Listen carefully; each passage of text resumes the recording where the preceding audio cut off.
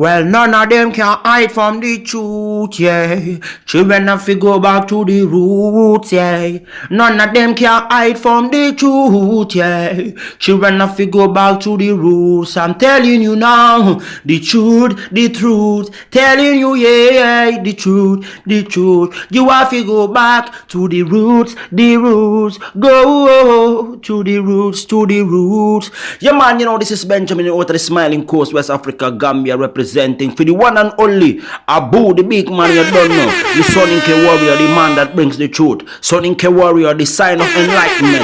The Soninke warrior, the righteous and the true African. Abu, reveal the truth to them, you know. No matter how them try run from it, because none of them can hide from the truth, yeah. Yes, we have to dig back the roots, yeah.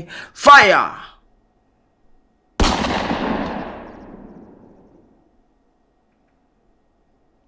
Thank you, ladies and gentlemen. Welcome to the Afridamus Report, as usual. Let's see. I welcome you back to the channel. So today, as you can see, what the topic is going to be. This is going to be about the Karens of the Gambia. Give me a minute here. Let me fix this. Let me fix my mic. So I know people, some of you are going to be like, oh my goodness, Afridamus, why are you talking about this? Isn't this hate? You're attacking other black people. I know exactly what you're thinking. But now you have to ask yourself, you as a human being, how do you live your life? Do you base things in skin color? Do you base things in what you see? Like human behavior. Is that what you go by?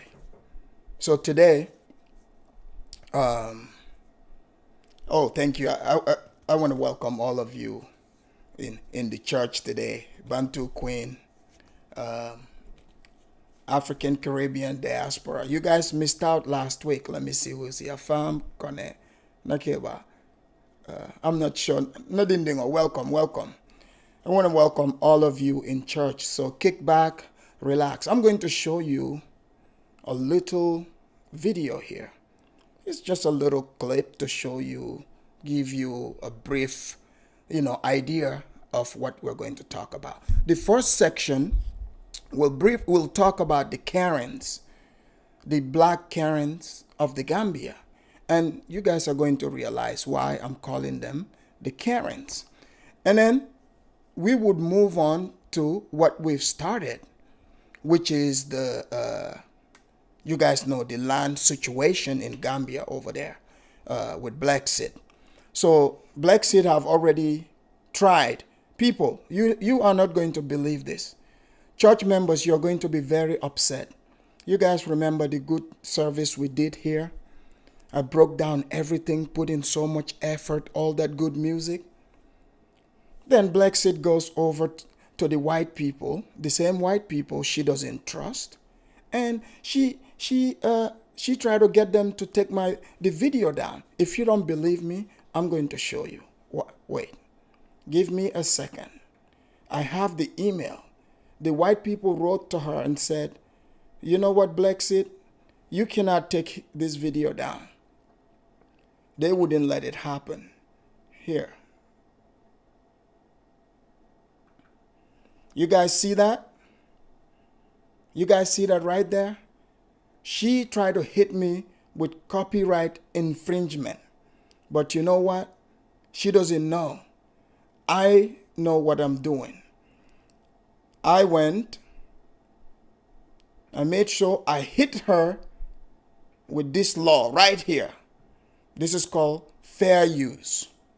You see? This is called fair use right here. So she cannot take my video down.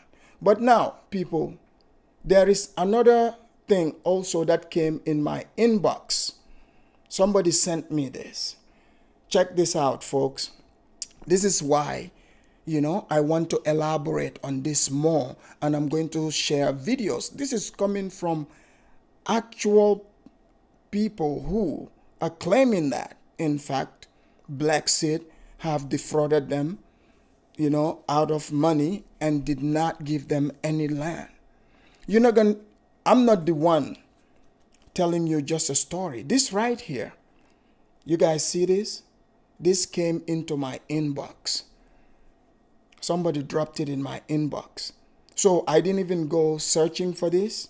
It came in my inbox. So, but ladies and gentlemen, before we go into that, I will bring you, the Karens here. But we cannot start the show without, playing the church music. So kick back, enjoy.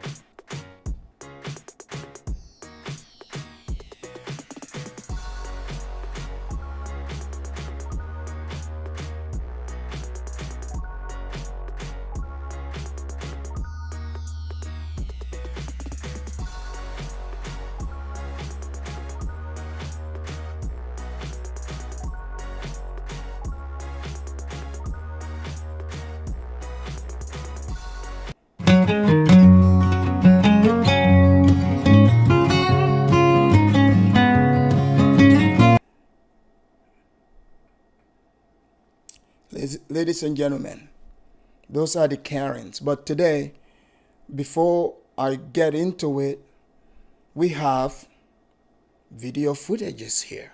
In fact, we have a compilation of one popular Atkati, the queen of the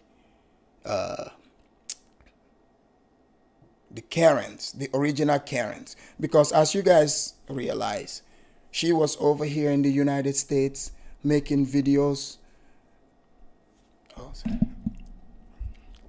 Making videos about, sorry ladies and gentlemen, I realized that the mic was covering my face.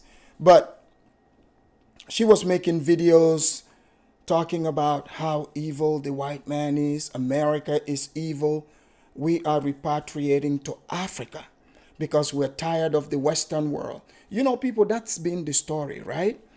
All this while, all of them, even the ones that sometimes, you're confused by what they're about, whether they're pan-africanist or not, you're confused. But the reason why I'm putting these Karens in the category of pan-africanism, because they themselves have said it with their own mouth, that we are going back to liberate our people in Africa. But now let us see how they are liberating the people over there in the Gambia, to be specific. Because, the Gambia also, sad country, there's a problem over there in the Gambia.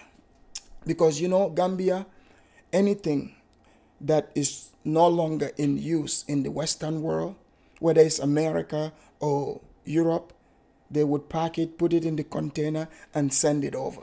So now, first, it used to be, the old white grannies. You guys remember, I showed you the video here. We talked about it.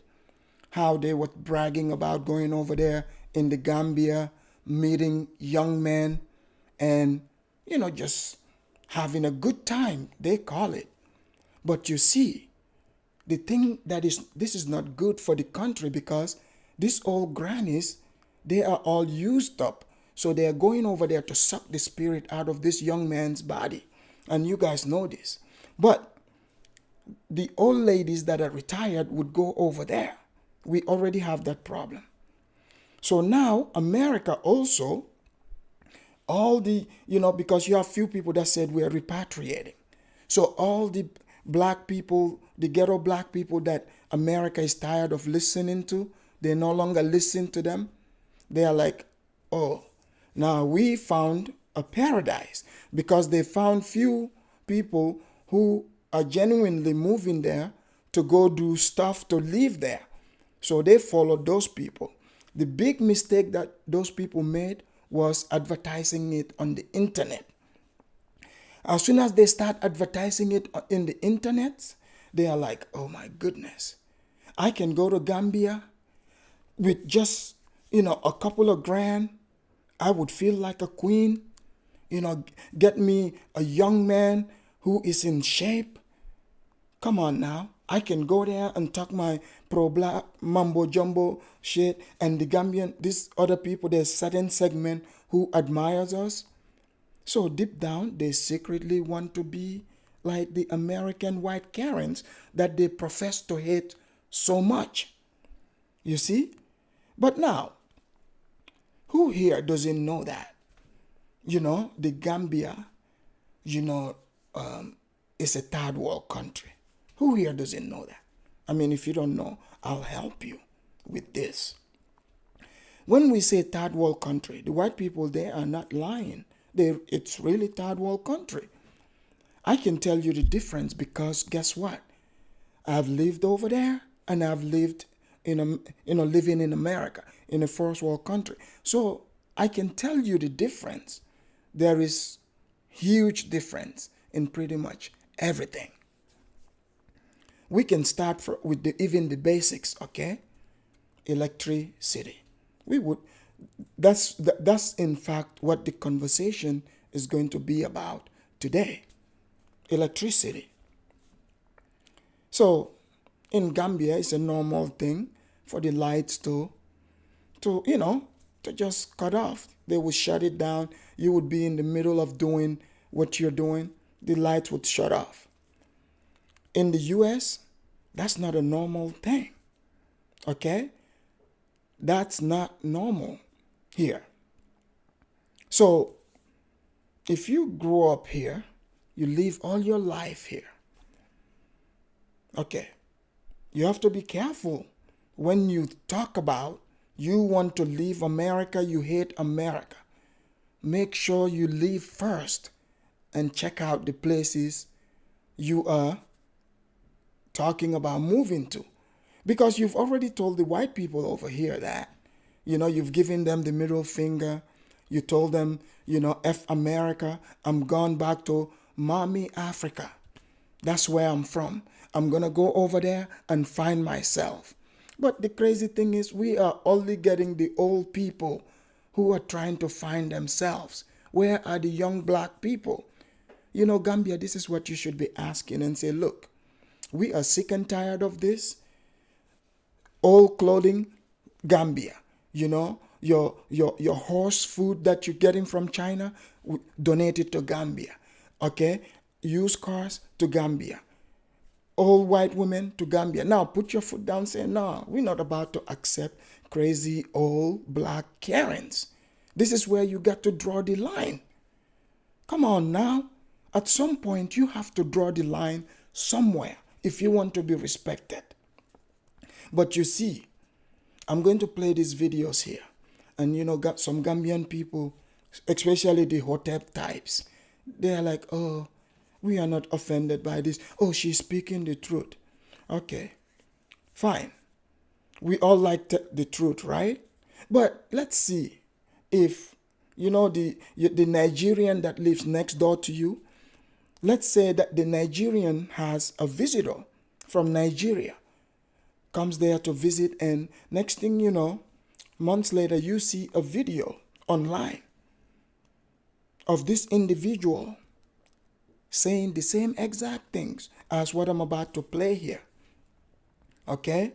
If that Nigerian person was renting in any compound, even though they didn't do that, I guarantee you they will be kicked out right away. Right away, no ifs and buts. Those same Hoteps, the Gambian Hoteps, they would be the one evicting the Nigerian. Or even Nigeria, maybe that's a bit far even. Senegal, next door. Let a Senegalese say these things. So the Africans too are suffering from identity crisis. Because the Karens these black people don't understand that. They are getting the Karen privilege that they so detest in America. But since, these people think, you know, I mean, I would just say they have so much hatred in their hearts and they think they can fix things. They think they have the touch of God, despite all the videos I've shown you guys here of people shooting each other in Chicago. Chicago could use some help, but they are not over there. They're in Africa saving people. But I don't want to, keep holding you back.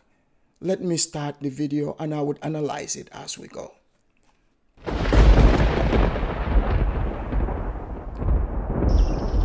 People that try to make themselves feel better, that comes from that mindset. You back home, you don't feel like you're enough, bro. You've been told you ain't good enough. And when you come out in the plantation, you gotta push your chest out for other niggas and make yourself feel better than other niggas. Like that's that type of plantation stuff. We need to leave that back on the plantation. So right here, this is the queen of pan-africanism at one point, at Kati.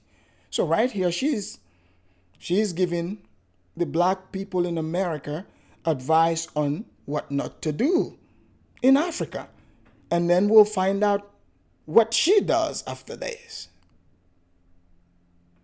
To come out here and pump our chest out. I've seen the most disgusting deflections. African women, y'all can be mad at me, y'all can hate me, y'all shit not even blending right. I mean, hell, at least the black sisters back home did a good job with, some of, but no, y'all not even doing it right. So leave it on, because that says that you don't like who you are. We need to embrace who we look naturally. So right here, she's giving advice to the Gambian women, okay? So let's hear, Miss Adkati, they are saving people. So this is what Karens do, right? Because Karens come to black ghettos and they try to correct them and tell them what to do. So let's see how this black Karen does, how she made it to the Karen position. Need to like the way you look naturally and stop wearing these wigs as hats as if it's some type of utility tool that you put on. Like it's awful. We need to cut out because that's self-hatred. So tired of y'all with y'all cake faces and y'all bad foundation, bad wigs. If you mad cause I'm cute and my shit is beat out, baby, you better get over it. Yeah, cause your man does think that I'm sexier.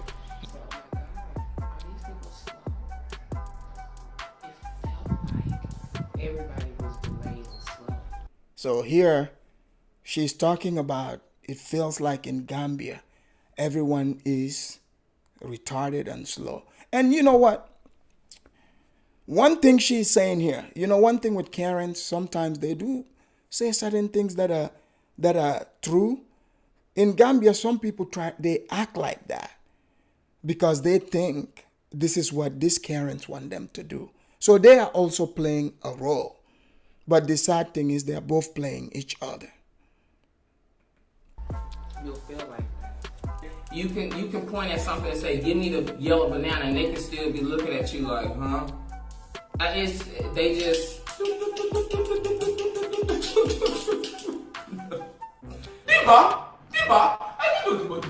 So she's putting a show on, imitating a Gambian, I guess. And they living with the goats and stuff, and we're practicing. Did you guys hear that? So she said in Gambia, people live with the goats. So she's definitely saving Gambians, one Gambian at a time, saving them from, sharing the bed with goats. Tradition, I'm gonna need you to give me the same respect that, I give you, all right? Y'all, in the background here. So she's talking about the prayer calls. The prayer calls. So people, you have to realize, right? Think about this. They are moving to the motherland. So she's making a mockery of the religion.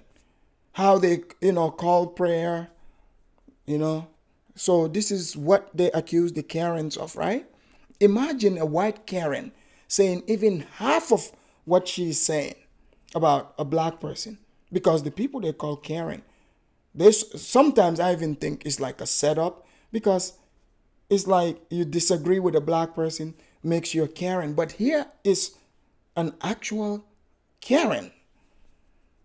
Actual Karen. You guys hear how she's describing the place, right?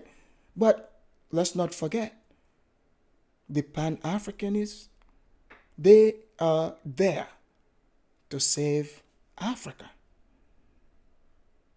To save Africa. Okay, and I'm not disrespecting Gambians. I'm just now telling you about the mentality. I've always noticed this about African women, but African people, but women particularly. Y'all notice how they look real rough in the face, like they look sad. It's a sadness there. It's a sadness there, and I realize what it is. They look real hard. That hardness in the face, you know. Even the babies look like they mean looking, like they come in here with a weight. Fix this stuff amongst each other. We ain't building nothing. It's just a life. We can't even get along with each other. This is why it takes us so long to do stuff. Why don't y'all just move out the way and let us do what we're doing? So she's letting Gambian people know, get out of the way for them to build. So remember, right? They said the Chinese said they're taking over, but the Chinese didn't ask the Africans to get out of the way. If they're taking over, they're just taking over. You see? So now she's about to, let you, the Gambian, know. Step out of the way. They will colonize you. If you don't want to work with us, just cheer us from afar, because we're really trying to help the collective. We're coming back, and this is a very direct message from me to you. We're coming back. We're coming home. We're going to rule. We're going to take over what's ours. So you... Did you guys hear that? So she definitely, now you guys know why she's the number one Karen.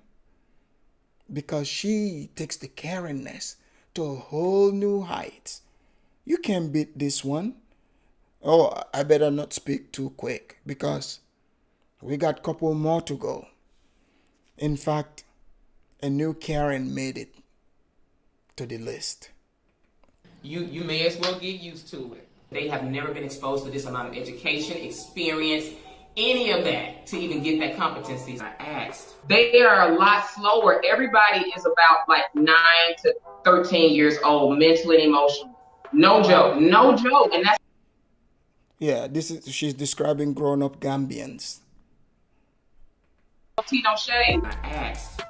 We're not coming here insulting you. Oh, people, she didn't insult Gambians at all. Did you guys hear any insult? I didn't hear any. She's over there telling us how she's helping the people, saving people from sleeping around the goats. You guys heard her. She's not insulting anyone. Did you guys hear any insult? No, I didn't. People look rough here. They look rough. Listen, y'all, I want to be just so honest. Even the babies be looking like this. She didn't even spare the Gambian babies. Now not even the babies. The white American Karens, they would spare a baby. She did not even spare the babies. Let's see what the babies that can't talk. Let's see what they did. Wow. I don't want your men in the Gambia because half of them sleeping on the floor, ladies, okay? Let's be honest now. I don't want your dusty Gambian. I don't want no dusty Gambians. Y'all can't talk to me no more about nothing. They the most delusional. You see? Oh no, not in my country. Not in my country. Diba? Diba?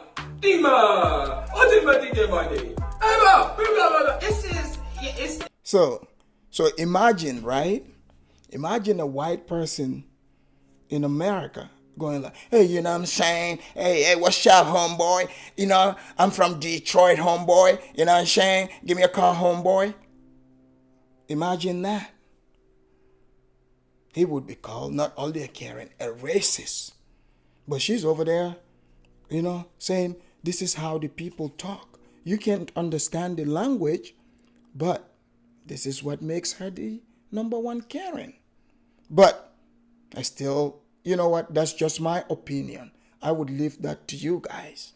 That's it. We see you with your cake soap makeup. I did not come home to the Gambia to hurt, insult, or demean the Gambia or Gambians.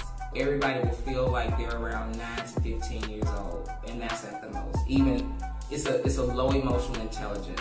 At this point, you better just come rock with your brothers and sisters and leave your old master and get a new one. I get tired of fighting sometimes. I really do. They hate that we're here. They hate that we're African too. It's gonna take more than eating fufu and having a name with 19 million letters in it to consider yourself African when you're talking to me. So what people were trying to do was misconstrue my words. She looks down on Gambians, and if you watch my videos, you know, you can see and hear they live. Trust me, we are watching it and we can see and hear too. Trust me, Atgati, we are watching it. Live lowly, they think lowly, and they act lowly. Y'all not used to having confidence as Africans no more. I just had to share with y'all the real reasons I like being here. You feel like you're a privileged child coming back. You can take. There, she said it. You guys remember in America, this is what they said they left for? Because there is white privilege.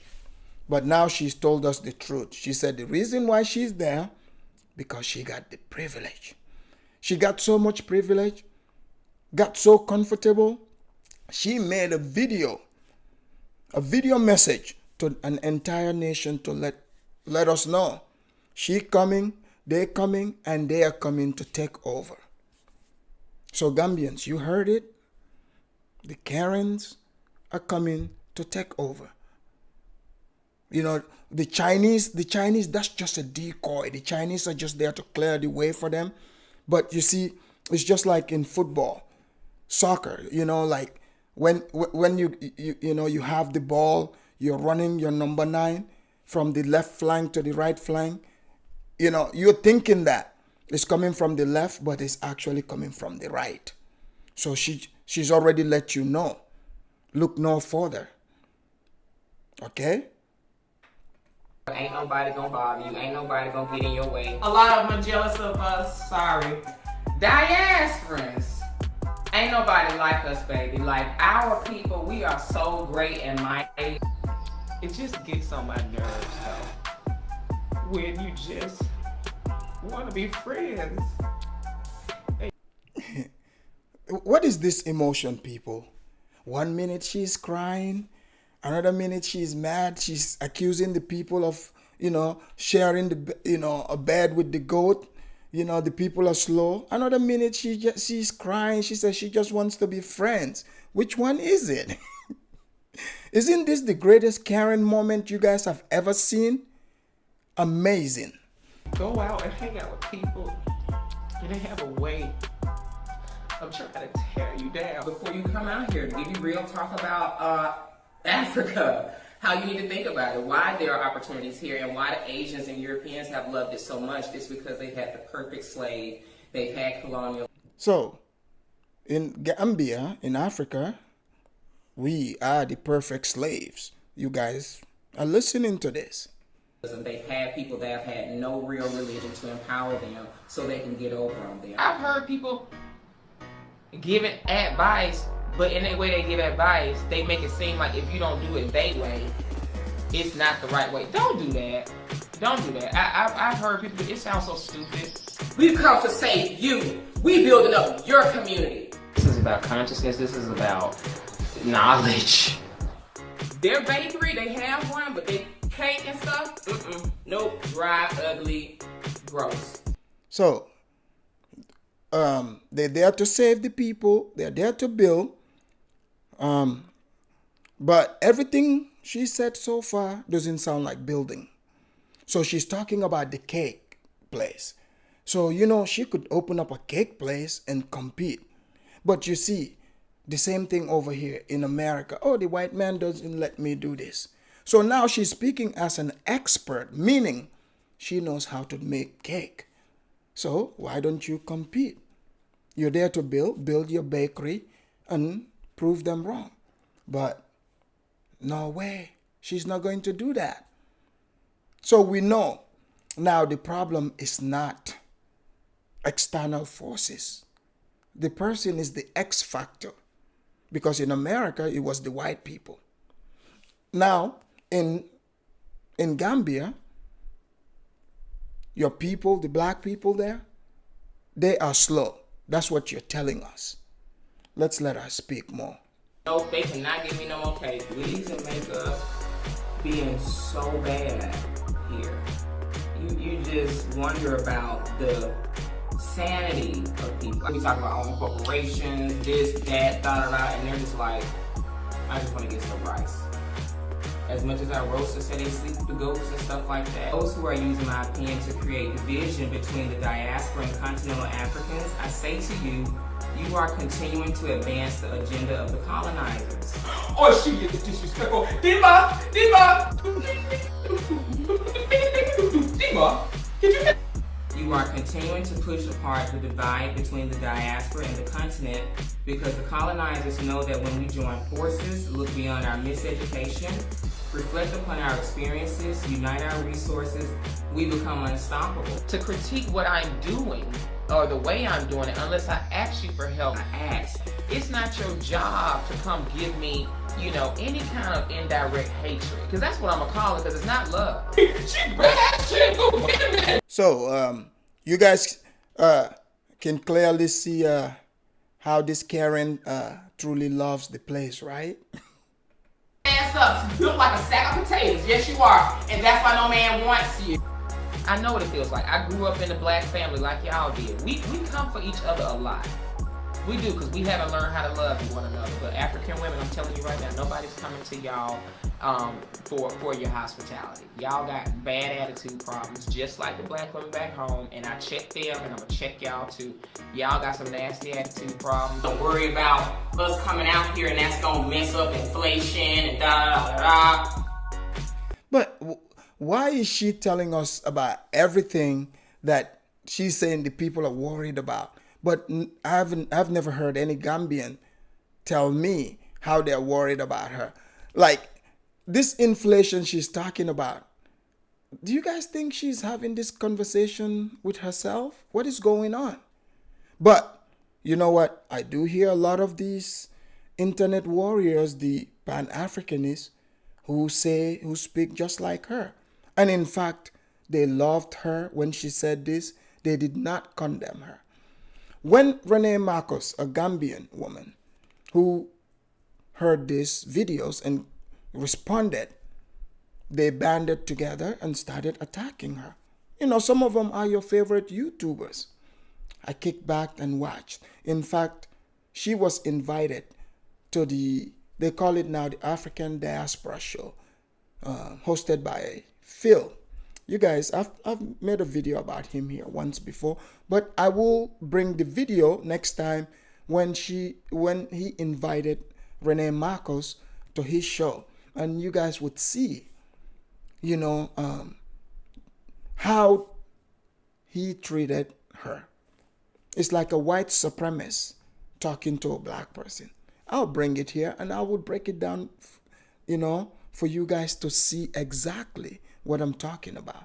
Just like you're seeing this. Some of you probably have seen this before, but you are not really seeing it like you're seeing it today, because I'm adding my commentary to it. You're so stupid, don't know anything about business to even say anything like that. I'm not doing this. You cannot have educated conversations with dummies. But I know Gambians, it's like 1909, girl. They just looking for some bread. Oh, wow. I'm a Gambian. I mean, people, come on. I'm having conversations with people, educated conversation. I'm having educated conversation with people in the Gambia. What is she talking about? But she's not insulting us. Remember that? She is loving us. She is building us up. She's just, you know, I mean, that's a way of showing her love by talking about how retarded we are. Even the babies. She's shown you. She told us even our Gambian babies are retarded. What Karen can say this in America and get away with it? Okay. So now, you guys heard this, because now we cannot have other people being crybabies about the Afridamus Report breaking things down, because we have to call it for what it is. Black Karens. literal bread to eat. You know, for those of you that understand the bigger message, when it gets down to us talking about what needs to be talked about, let's go with how goofy they are. This is, I hope you guys are having fun as much as I am, because this is funny. You really be looking. Shit. Tell me, I'm African. Which tribe are you from? Which tribe? Which tribe are you from? Young girl, what tribe are you from? Which tribe? Which tribe are you from? Get the hell on out of here. Looking goofy, sounding goofy. An emotional response should not be your first gut-wrenching reaction. Instead, you should be human enough to reach out via direct message or email artcathy@gmail and ask, why did you say this? Let me tell you something, Gambia. Don't come out your mouth on my page, on this video, in the comment section. I'm not answering comments. I'm not answering. I don't care. And this is some, not a... So she doesn't care about what she's saying about Gambians. People, I want you to remember this, right? She does not care. Oh, but goddamn, this is the majority of you guys. This is what people are gonna see when they come out here, and this is why y'all don't have nothing. I don't know what kind of tone y'all expect me to have. Listen, poor reading and listening comprehension, that's not good for business. And that's a problem. This is my first time in Africa. I have been hearing people vlog in Africa. I've been, pushed to come in Africa. I'm so happy so many black people coming out here. Y'all not gonna want to do business with the average Gambian because they will make you want to bust them in the face and punch them in the mouth. Now she's advocating violence. And just to even tell you, this is my first time in Africa. They just rolled out the red carpet for me. You just understand when you're trying to be, someone's trying to silence you and your gift. For me, my responsibility as a holistic counselor is to look at things from a whole perspective. I may not resonate with the people that's okay being poor and smiling. So she's decided that, if someone is poor, they are not supposed to smile. Amazing. Okay, take that however you want to take it. From a well-rounded perspective and to help you go through things and look at things and analyze them mind, body, and spirit. Okay? Now here it is one lane. Benishing. That's all everybody eat. That's not true. We got Benachin, Damoda, Super Kanja, we got Nyankatang. Come on, I can keep going on and on and on. Oh God, Benachin. We got Yassa. So Benachin is jollof rice.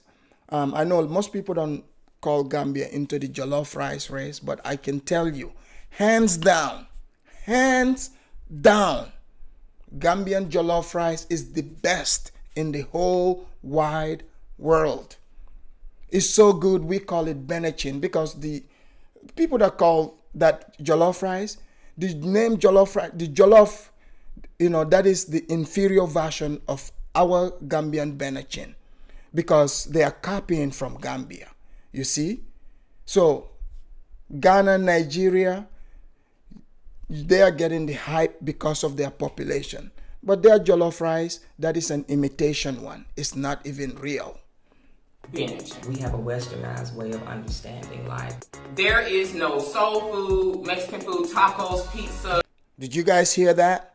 So, there's no soul food, taco, so she wants to bring America to the Gambia. Did you guys remember in the beginning I was telling you guys the difference between America and the Gambia? So she missed Mexican foods.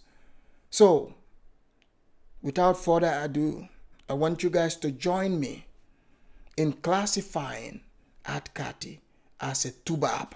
She is a tubab. In Kenya, they call them Muzungu. She's a tubab. In Gambia, this is why they call most of them tubab. So, she's giving a spoiled, bratty tubab complaints. She miss her Mexican food. She miss her soul food. Why don't you call Uber Eats? Oops, they don't have that over there. or wing places in the Gambia. It's one person that fries some chicken down here, and it's basic as hell. She missed fried chicken. Oh man, some KKK guy down there in old time Alabama would have some nice giggles with this. Imagine, black person, cussed out America, decided to move back to her, homeland, mommy Africa. She got to mommy Africa and she missed chicken, fried chicken.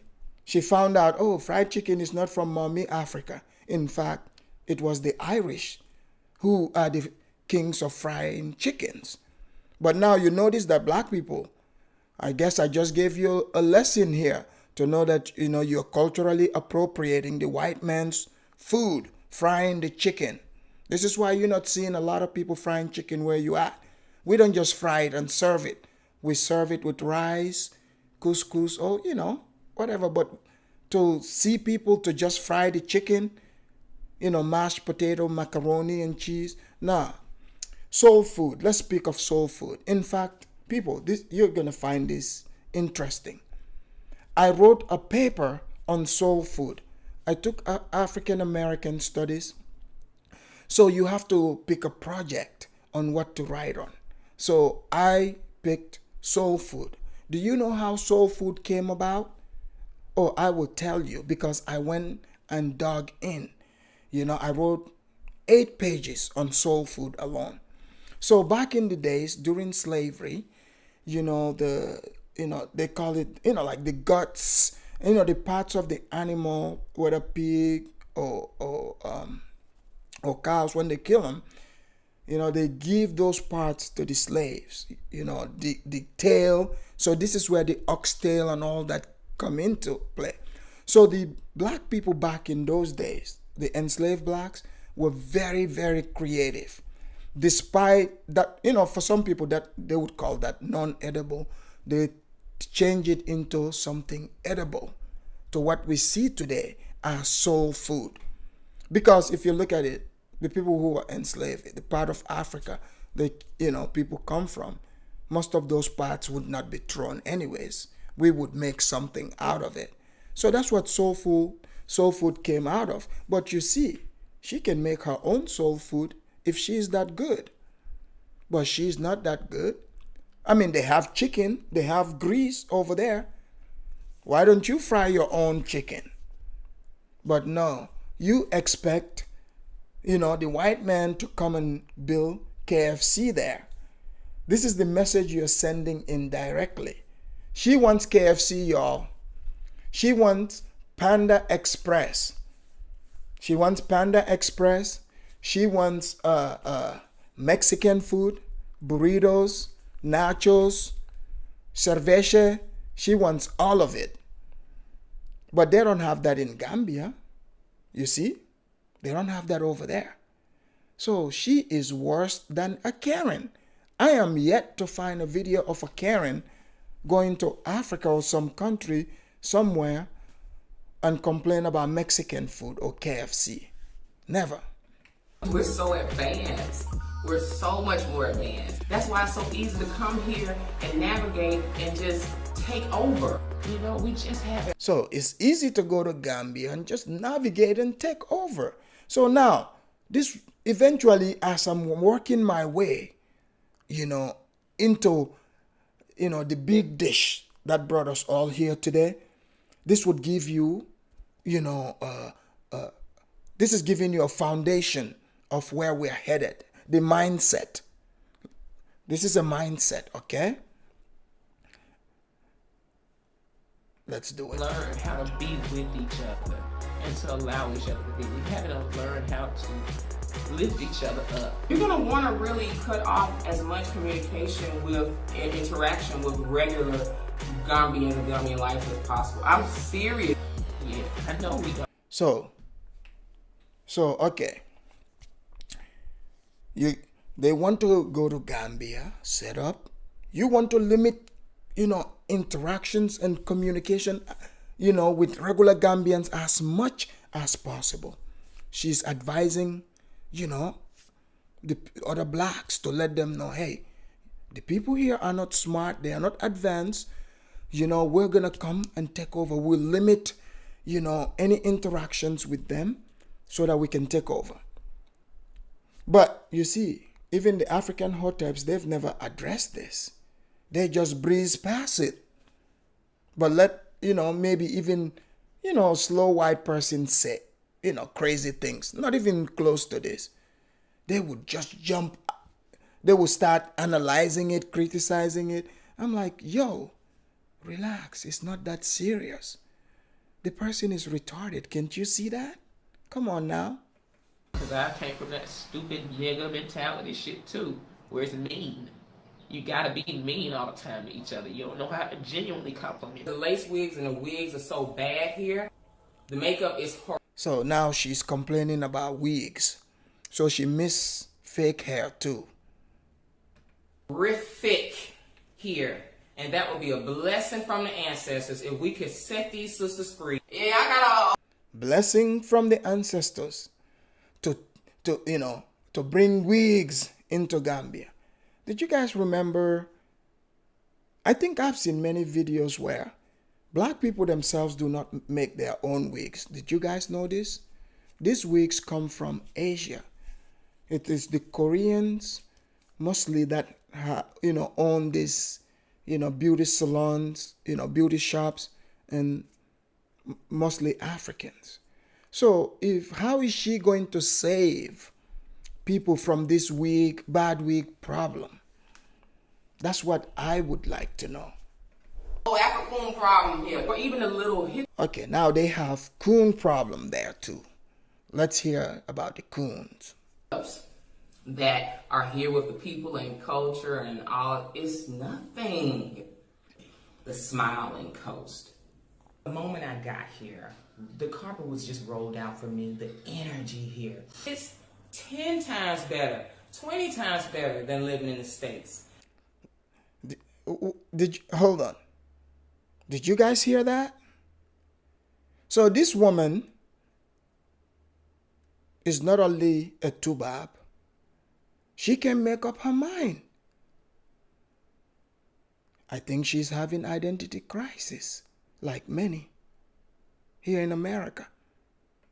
But you probably gonna mess up your experience bringing that baggage over here with you. I just wanted to clarify that nobody's being driven out. He was talking about how Nigeria would probably be a better fit for me, and I agree. Some of y'all not gonna do too well coming over here. Now, as it relates to our specific like-minded community, we want people that don't have a bossy, it's all about me attitude. Is that what y'all want me to do? You want me to join into your repressed culture? So, she can't make up her mind. The white man's culture is oppressive and terrible. That's why she moved to Africa. But now she doesn't want to join the repressive culture there too. We turn it down a little bit. Just protect us, but turn it down. We don't want you coming out here cussing people out. Let's see. Akko Sunday said, why are most not going to Nigeria to love, build, and invest? Many came to stay in Ghana. And, Akko, I have always, mostly, in fact, I encourage many that say they want to move to Africa. I always suggest Nigeria. But for some reason, they don't go to Nigeria. Please, Nigeria, invite the people to come and build over there. Invite the people, roll the red carpets so they can, mingle with the Nigerian people for a little bit. Please do that. What you say about my tone? Fuck you. Fuck you. We have to make sure that we're always keeping our temperament. But you see, Akos, let me tell you something. Even Gambia, most people, they don't really watch YouTube like that, or they wouldn't see her video. But if they did, trust me, she would get the Nigerian welcome. Trust me. Managed and under control. I never want to be that woman to anybody. Like, I never want to do you like that. If I ever made you feel like that, like, I really apologize. Like, who the fuck do we have? The white people hate us. Who we got?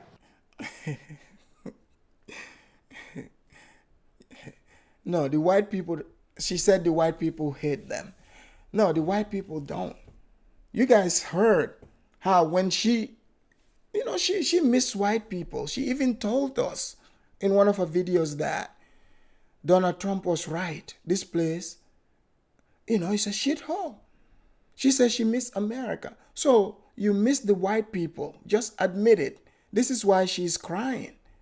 She's a tubab. She's a tubab or a muzungu. From now on, when you guys see Atkati, call her a tubab or a muzungu. Because that's what she is. Who she is. You will never get an apology from me. I'm never going to apologize for helping my people. I know that's what I'm doing. Everywhere I go, I bring resources and good energy, and people treat you based on how you treat them, and you will have. St. James, I wonder why Two Niger doesn't invite his brothers and sisters in Nigeria. St. James, I always wondered about that too. Why isn't he inviting people to Nigeria? But that's a good one. People, people, hit the like button because that helps spread the message to more people so that they can come and join the congregation here and hear this good word that we are spreading, this good knowledge. So hit the like so people can come over and see the type of work, the type of good work the Karens are doing, in Gambia, the black Muzungus of Africa. So hit the like or the dislike. They both work. Experience that you create. And I tell people this all. So now, this is a video from a WhatsApp video. So right here, you guys can see this is Black Sid, the queen herself. This is I don't know this guy's name, but I've seen his video before. This is a African tigress. So this is where they were hatching their plan. This almost sounds like some KKK plan being hatched in the woods. If you don't believe me, listen to this. Listen. Time. If you want to come here and you have a white partner, for example, why are you coming? So if you have a white partner, white wife, white husband, why are you coming?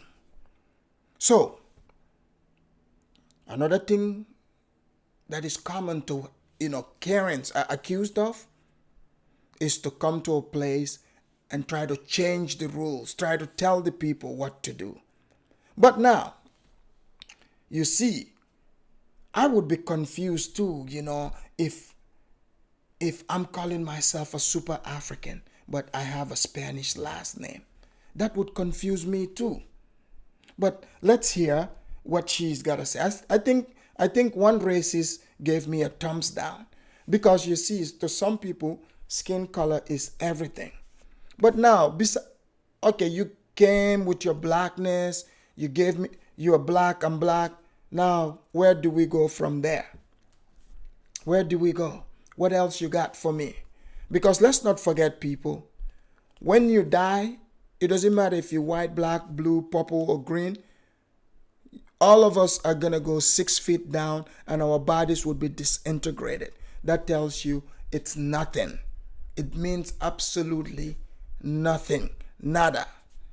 So if you're trying to sell that to me, you have been deceived by the devil and you're doing the devil's work. You see? Because all these people running around talking about, is skin color. But you're moving to a country that you're calling your mama land, mommy Africa, where the people don't view things like that. Things that is not how it's viewed. But now you want to bring that hatred there. To me, people that say they hate white people, whether you're black, white, blue, or green, or even if a white person say they hate somebody based in skin color, if you hate one, to me, you hate all. The hatred is in you. I don't care if you're black. You talk about, oh, I hate white people. If you hate white person, even one white person, guess what? You cannot say you are my friend because you hate me too. That means you hate all. Because to even simply have the hatred in your heart, that's where the beginning is. That's where things begin. I mean, I'm not saying, because the people, the way they interpret loving somebody, or if you disagree with someone, it doesn't mean that you have to hate the person. You can dislike something, but you don't have to hate. Or you love somebody, you love them enough to tell them the truth. This is why I'm telling you guys the truth, because I love all of you that are watching and those of you that are coming to watch, because the truth shall set us all free. This is the type of hate we do not need in Gambia. You guys already heard what Atkati said. The people are suffering. Now you want to bring a new thing there, hating white people, the white people that come over there and spend the money, add on to the economy without complaining, but then you turn around and say the people are kissing those people's ass. Come on now. That's not how it works. But now, let's see what the queen here would say. It doesn't make any sense because many people claim to be pro-black and pan-Africanist, but they're laying down with someone who is a, what do you call it, Neanderthal thug? Yeah. And so Neanderthal, we just put it both together. You see this type of talk, right? You guys see a lot of people, they walk around on the internet, they talk about, they are conscious, they are living off the grid. Blah, blah. Hey, let me tell you people something. You have to observe things and call them for what it is. There is no level of insecurity that these people have in them that's, like it's beyond me. Because if you sit there calling other people names that you said racist many years ago called you that, but now you want to call the people that, what does that say about you? So you just want to be able to do it, right? Without anyone criticizing you. You want people to see you as a victim. You don't want people to respond to it. But now look at this guy. He's referring to white people as Neanderthals. This was popularized on the Phil show, where a lot of, it's like a black KKK news channel.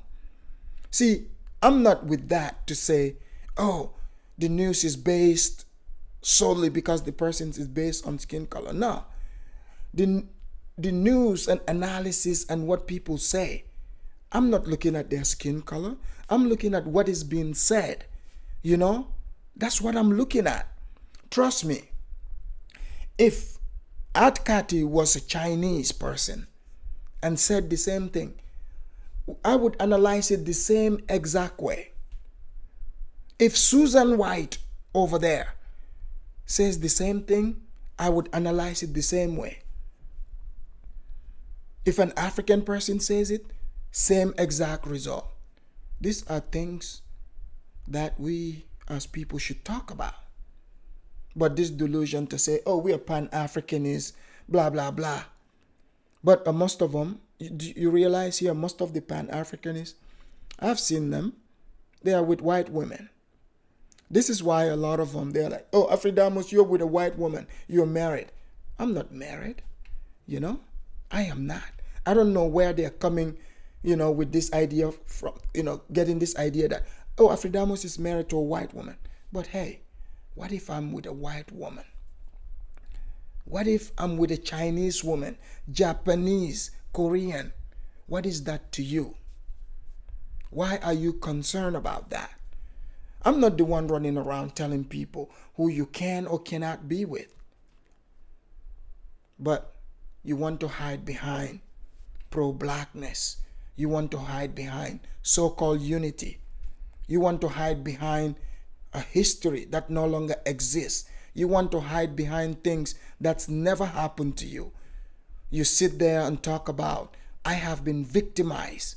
who victimized you. Oh, my ancestors were enslaved, but you were never enslaved. So even you are disrespecting your ancestors' suffering, what your ancestors went through, what your ancestors have to overcome so that you can have the freedom that you have today, so that you would never see yourself as a victim. But you see today in America, so many black people are fighting so hard to be called a victim. If you want to have good conversation with them, you have to call them a victim. They have to, you have to accept it. If you don't go by that victimhood conversation, they get upset. And now a lot of Africans are getting sucked into that. Because Africans leave Africa to come here for good life. You are not coming here thinking that you're going to rely on the government or rely on anyone. You are here to make it, to help you, help your family, change your luck. That's what you're here for. You Africans are seeing it. You're hearing everybody, even the so-called pro-blacks. Look at the way they talk about our countries. Look at the way they talk about us, especially Gambia. So this is why they think they have this soul power to come there and decide what's gonna happen. That's not going to happen, but it is a start. You see what I'm saying? It is a start.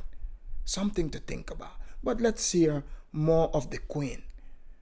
After this one, the new Karen would show up. And I've seen this. Neanderthal. Okay, got it. So basically, I've witnessed this also, and I say that So if a Gambian that is married to a white person, someone should ask the Queen here. You know what, people?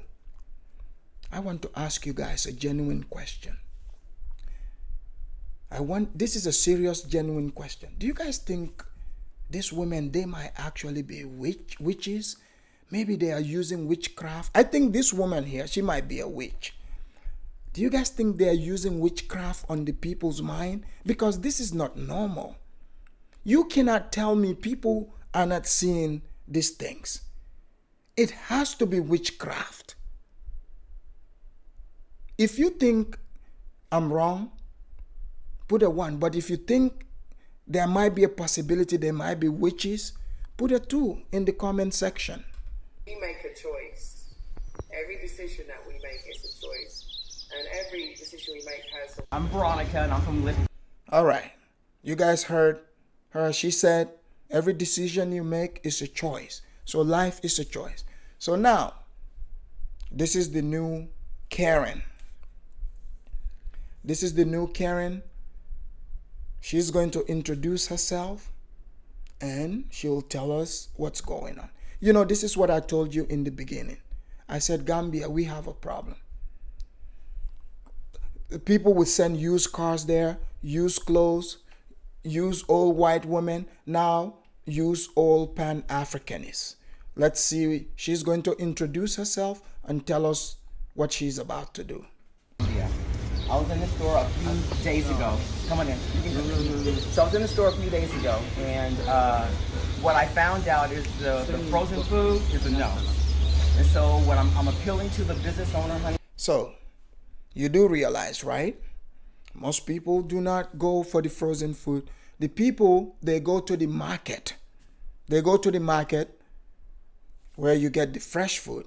But this is her first Karen moment here. She's looking for the frozen section of the market. Let's find out what else she's going to tell us. To call the business owner that owns the store and let them know that somebody's in the store. Let's record it. So do you see how this Karen is talking to the employee? So they go over there. You do realize they say, oh, It is white people that are rude. White people talk to us any kind of way. It is the Asians. So she's going to Gambia where people don't talk to people this way. You know, it's freedom of movement. You don't have to buy the food. You don't have to buy it. That's how free people are. If you don't like the food at that store, you move on to the next one. Oh, if you think these people need a visitation from the health department, you can call them and report this place. Trust me, they will come. I mean, I don't know if they're going to do what you expect them to do, but they will come. I mean, when I used to live in Gambia, yeah, when you call the health department, they will come. But let's find out. Because the meat that you're selling is bad. So if you can follow me, please. So, rule number 1. She's talking down to the employee. She's Gambians, you Gambians that are watching.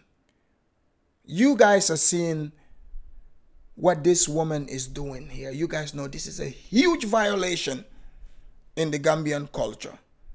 You walk into somebody's store, you're taking a camera with them to film the store without permission. Mind you, the store owner, this guy is a business owner, paying taxes. There is ways to do things. Taking cameras into people's store without their permission is disrespectful in the Gambia. But let's see if she follows the customs. So what's very necessary, if you own a business here in the Gambia, you have to have a generator if you are selling frozen foods.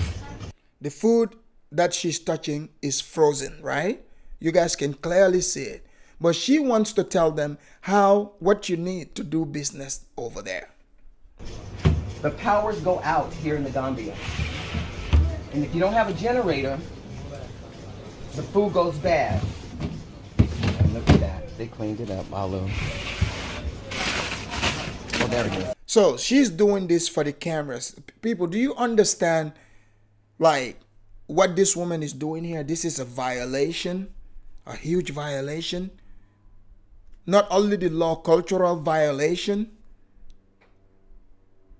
but all in the name of pan-africanism. But let's hear what she is, going to tell us, what she's there to do. Let's hear more. This right here, you guys, this is a no. To the owners, you don't sell this shit to our people. These freezers here in the Gambia, the power. She said, you're not gonna sell this to our people. So she's carrying all the people on her back. She's got the people, and the people's got her back. Let's see more.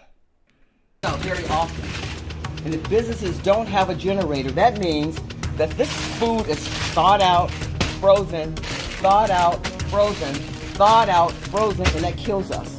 This is a no.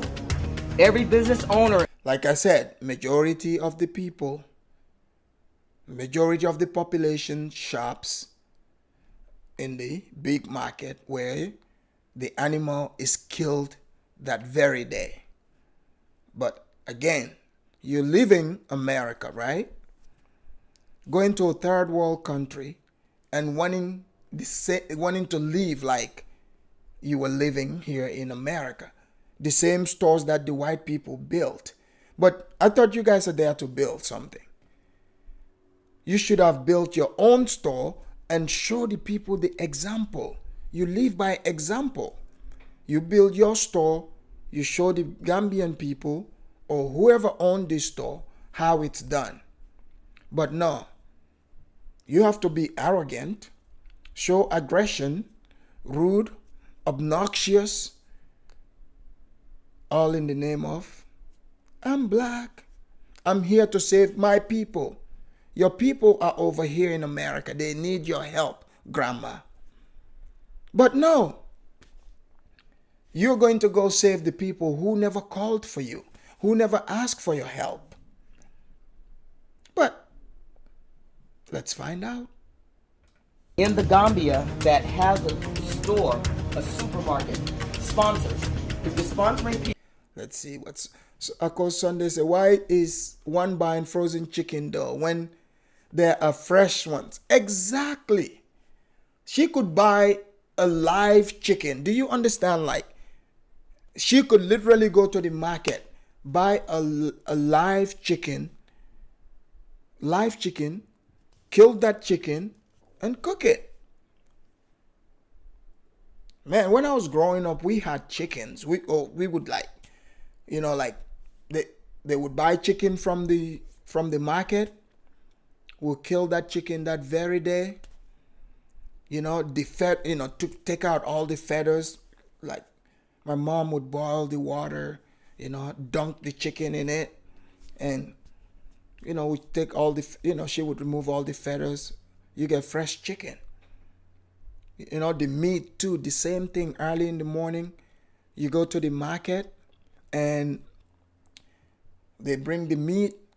That cow is killed that very day, that very morning. Fresh. But no, she's gonna go get frozen chicken. Is this what you want to teach the Gambian people? Because the electricity there is not stable. So obviously, frozen chicken is not the way to go. That's for sure. So let's go. with stores here in the Gambia, fantastic. But if you're going to be selling frozen food, refrigerator food, you have to have a generator. That when the power goes out, the food. Let's see. Tuna said, this guy is out of his mind saying African American are not Africans. Tuna, by your own logic, why are you calling them, African American, not just African? If you can answer that for me, but that's not what the topic is here today. The topic is the Karens and the scammings and the confusion. That, some Africans, in fact, are having identity crisis. People like Tunaija himself. Things fresh. If you're selling food here in the Gambia that's expired and it's sent from another country, that's a no. Man, let's go by your own logic. If the food, you don't have to worry about the foods that are sent out from the country. They have women that fresh produce early in the morning, they carry it to the market. They bring fresh stuff to the market. You don't have to worry about the foreign food coming in. Then you would help the local economy. You would help the local women that grow the foods, all of that. But no, you just have appetite for first world stuff. Frozen chicken. You don't sell our people expired food. That's commodity food. That's free food. For you business owners that are buying food from these containers, you make... So, did you guys see this?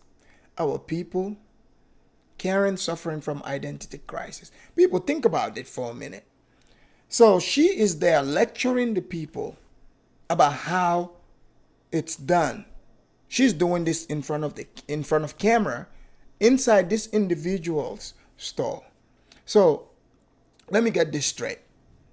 In a place where this is disrespectful, where this could cause huge fights, by the way. So if this person comes there and responds the way usually most people would respond, how do you think that would go? She would turn into a quicker Karen. She would press charges with the police. I can guarantee you. She would press charges. She wouldn't care that the person is black or she's the one that started it. She would press charges on the person. But let's hear more. Make sure that the food is not almost expired, because if it's expired or almost expired, you can't sell it. That means you lost your money. Demand more from the people that you're buying from. Don't let them send us their junk. Don't let other countries send our African people. I support her on that, but she's still doing it the wrong way. Their shit. And I'm coming to every store in the Gambia, every super. She said she's going to every store in the Gambia. Ma'am, I suggest you don't do that. Bad idea. If you're within the sound of my voice, do not do that, ma'am. I'm telling you this because I love you, despite you being a crazy black Karen over there. Do not do that. Okay? Because it's not gonna go well. That I can assure you. The moment you put camera in some people's face in their store, I'm talking even on the streets, it's not gonna go well. So, I'm helping you out. Market every neighborhood. And you guys need to make sure that these foods are not commodity food. This food is not expired. This food. So, go hard. I'm embarrassed of the actions of the people coming over. The way, yeah, man, it's been getting bizarre. I'm like, where are they finding these people from? But it's getting crazy. Let's see, what else she got for us. Good. This right here for the owners of this company. I can't even get this out. Look at this, y'all. This is crazy. You can't even get it out because it's been thawed out and frozen, and this is a hell no. Whoever the owner is of this particular supermarket, before I go live and say the name. So now she's threatening to go live to put store owner's name online. So, okay.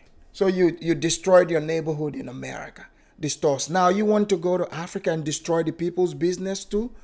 Amazing.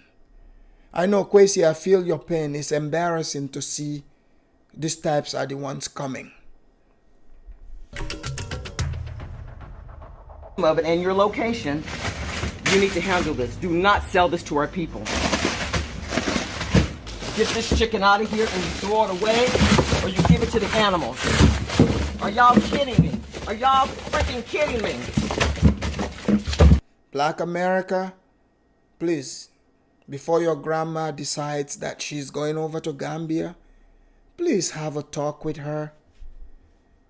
So she doesn't do this kind of stuff. Amazing. This is embarrassing. Someone is watching their grandma right now. Embarrassed. If you're not embarrassed, there's something wrong with you. Totally. Because how can this be a normal thing? No respect at all. There is ways to do things wherever you go. You have to figure that out. But now she wants to be a grandma gangster. She wants to go around Gambia, every store, and face them. Come on now. It's not gonna go well for her. That's not the type of things that the people are into over there. You see?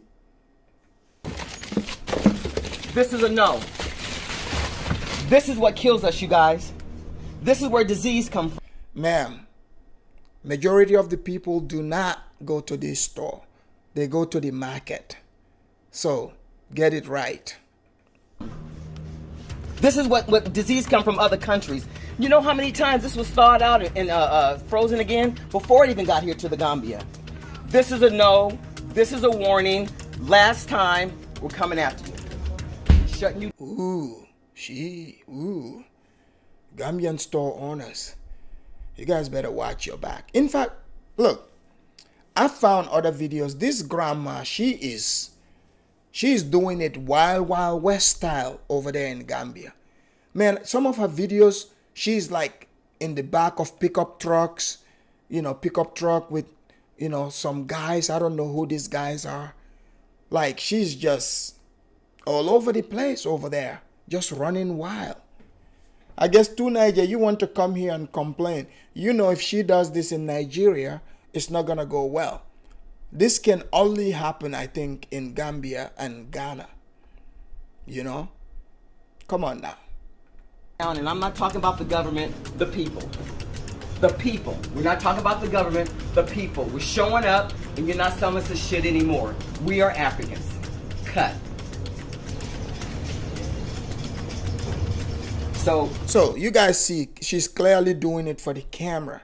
Kwesi, I totally agree with you. She's super masculine, but hey, nobody can tell her anything. You guys have seen the first Karen at Kati. She's told us exactly, you know, how she thinks, what she thinks, and how she should handle it. Now, Grandma also is telling us the same thing. These are only the chickens I can take out. You guys can't sell this. I am with Lift. Yeah, my question to Niger. To Niger, why don't you tell us what will happen if she does this in Nigeria? Tell us. Gambia at gmail.com. And I'm on Instagram, Lift Gambia. Lift Gambia Instagram. Change. So she's writing her information. Now she came there. I mean, she's taking the health department's job. She's now in charge. She's leaving her information so that the owner can contact her. What is going on with her? This is crazy. But this is the behavior that she's used to. She cannot change who she is. This is how she was in America. This is the same way she will be wherever she goes. That's right, African diaspora. Vandalism and arrogance. Straight. Come, you guys. We ain't doing what we did before. Before 2020, all that shit that's been going on, y'all, we ain't doing it no more. We are Africans. We're not going to allow people just to treat us any kind of way. I don't care if this is African, gotta be a chicken. Package it, do it right. This is freezer burn. This is no good. This should be trashed. Period. Don't sell this to our people. Isn't it funny how, like, they always know, you know, what people should throw away. They always know what people should do. But somehow, you never see them doing it themselves. How do they know how it's done if we've never seen them do it? This woman is totally crazy. And by the way, the people, you know, you look at it, most of the people that are there who are married with family, the ones that went repatriated there, they are doing good. You don't see them doing this foolishness. How come she cannot ask them where do they shop at? They would tell her. I mean, she could ask Kwesi. Kwesi looks like he's having a great time over there. I didn't hear him complain. What is she complaining about? Family, blacks, family. All right, y'all. So now that's the second Karen, you know. Now we're back to the land. So this right here, this video, this is an interesting video. I took the time to analyze it. So now, Black Seed, you know, did come on the Negropean and said she didn't sell land. So now we are in the land situation. We have these two couples that you're seeing, came from America. They are about to receive, you know, whatever they said is their land document. But if you're doing a land deal with somebody, getting things done, why do you need to bring a different voice there? Let's see. You know, this is all women. Yeah. Kwesi, you're absolutely right. I noticed that it's all women, you know. They are the ones causing this over there. But now, watch this video, right? Watch this with me and see how Black Seed is handing over this paper. But why would you bring someone who has absolutely nothing to do with this land situation? You notice every single time she's bringing her Gambian minions into these situations. these land situations. Last week, I played a video where she brought her Gambian minion to explain things to us. Let's see. Someone says, Afridamus, you're extremely biased. No, I'm not biased. I'm just showing exactly, the videos that are in front of me and analyzing what I'm seeing. But Black Seed went and brought this old man who is quote unquote a Jali, meaning oral historian. So why is this oral historian even here? That is my question. You are about to, you did land deals with somebody, now you're bringing this oral historian. I think the oral historian is a distraction. It's a distraction. But watch, you see this guy here behind the man. You see, men tend to think logically. Take your time, watch his face after all these dynamics. Even the woman here, all this is weird to them. Because see, different parts of America, people act differently. These people are from Baltimore. So they kind of can peep through things sometimes, and their body language would show it quick. Let me play it and you'll see. Yeah. This is the president of the Griot Society. And your name is? My name is Lamin. Lamin. Poor Gambians. It's so easy to use some Gambians sometimes. It's sad, but that's what's happening here. You are here to finish your land deals. Why are you bringing the Griot Society's president over here? That's what I need to know. Lamin is the president of the Griot Society, original Griot, and we're joined by Jeton. Come on, Jemai. So, do you guys see, this is supposed to be a professional work. Look at how the guy's looking at her. She's putting all that persona. I guess that's her American, Black American gangster move, I guess. I guess that's how all blacks act over here. Because you see, sometimes, some people do think this is how all blacks do, act too. And it's ridiculous. Just watch. She's forcing herself to be excited. Super aggressive. Right? Come on. Hey, Jeton. I said, hello, Jeton. And she goes, my name's Jeton, real Brooklyn. So I'm going to say Jeton. Yes? Dude, isn't her trying to quote unquote act like American cringy? Look at the people. They are looking like the Black brother and sister. They are looking like, what is going on over here? I can totally hear them saying that to themselves. Okay, what is going on here? Why is she acting this way? Because not all, like her act that she's doing. This is not how black people act like. You see that on TV.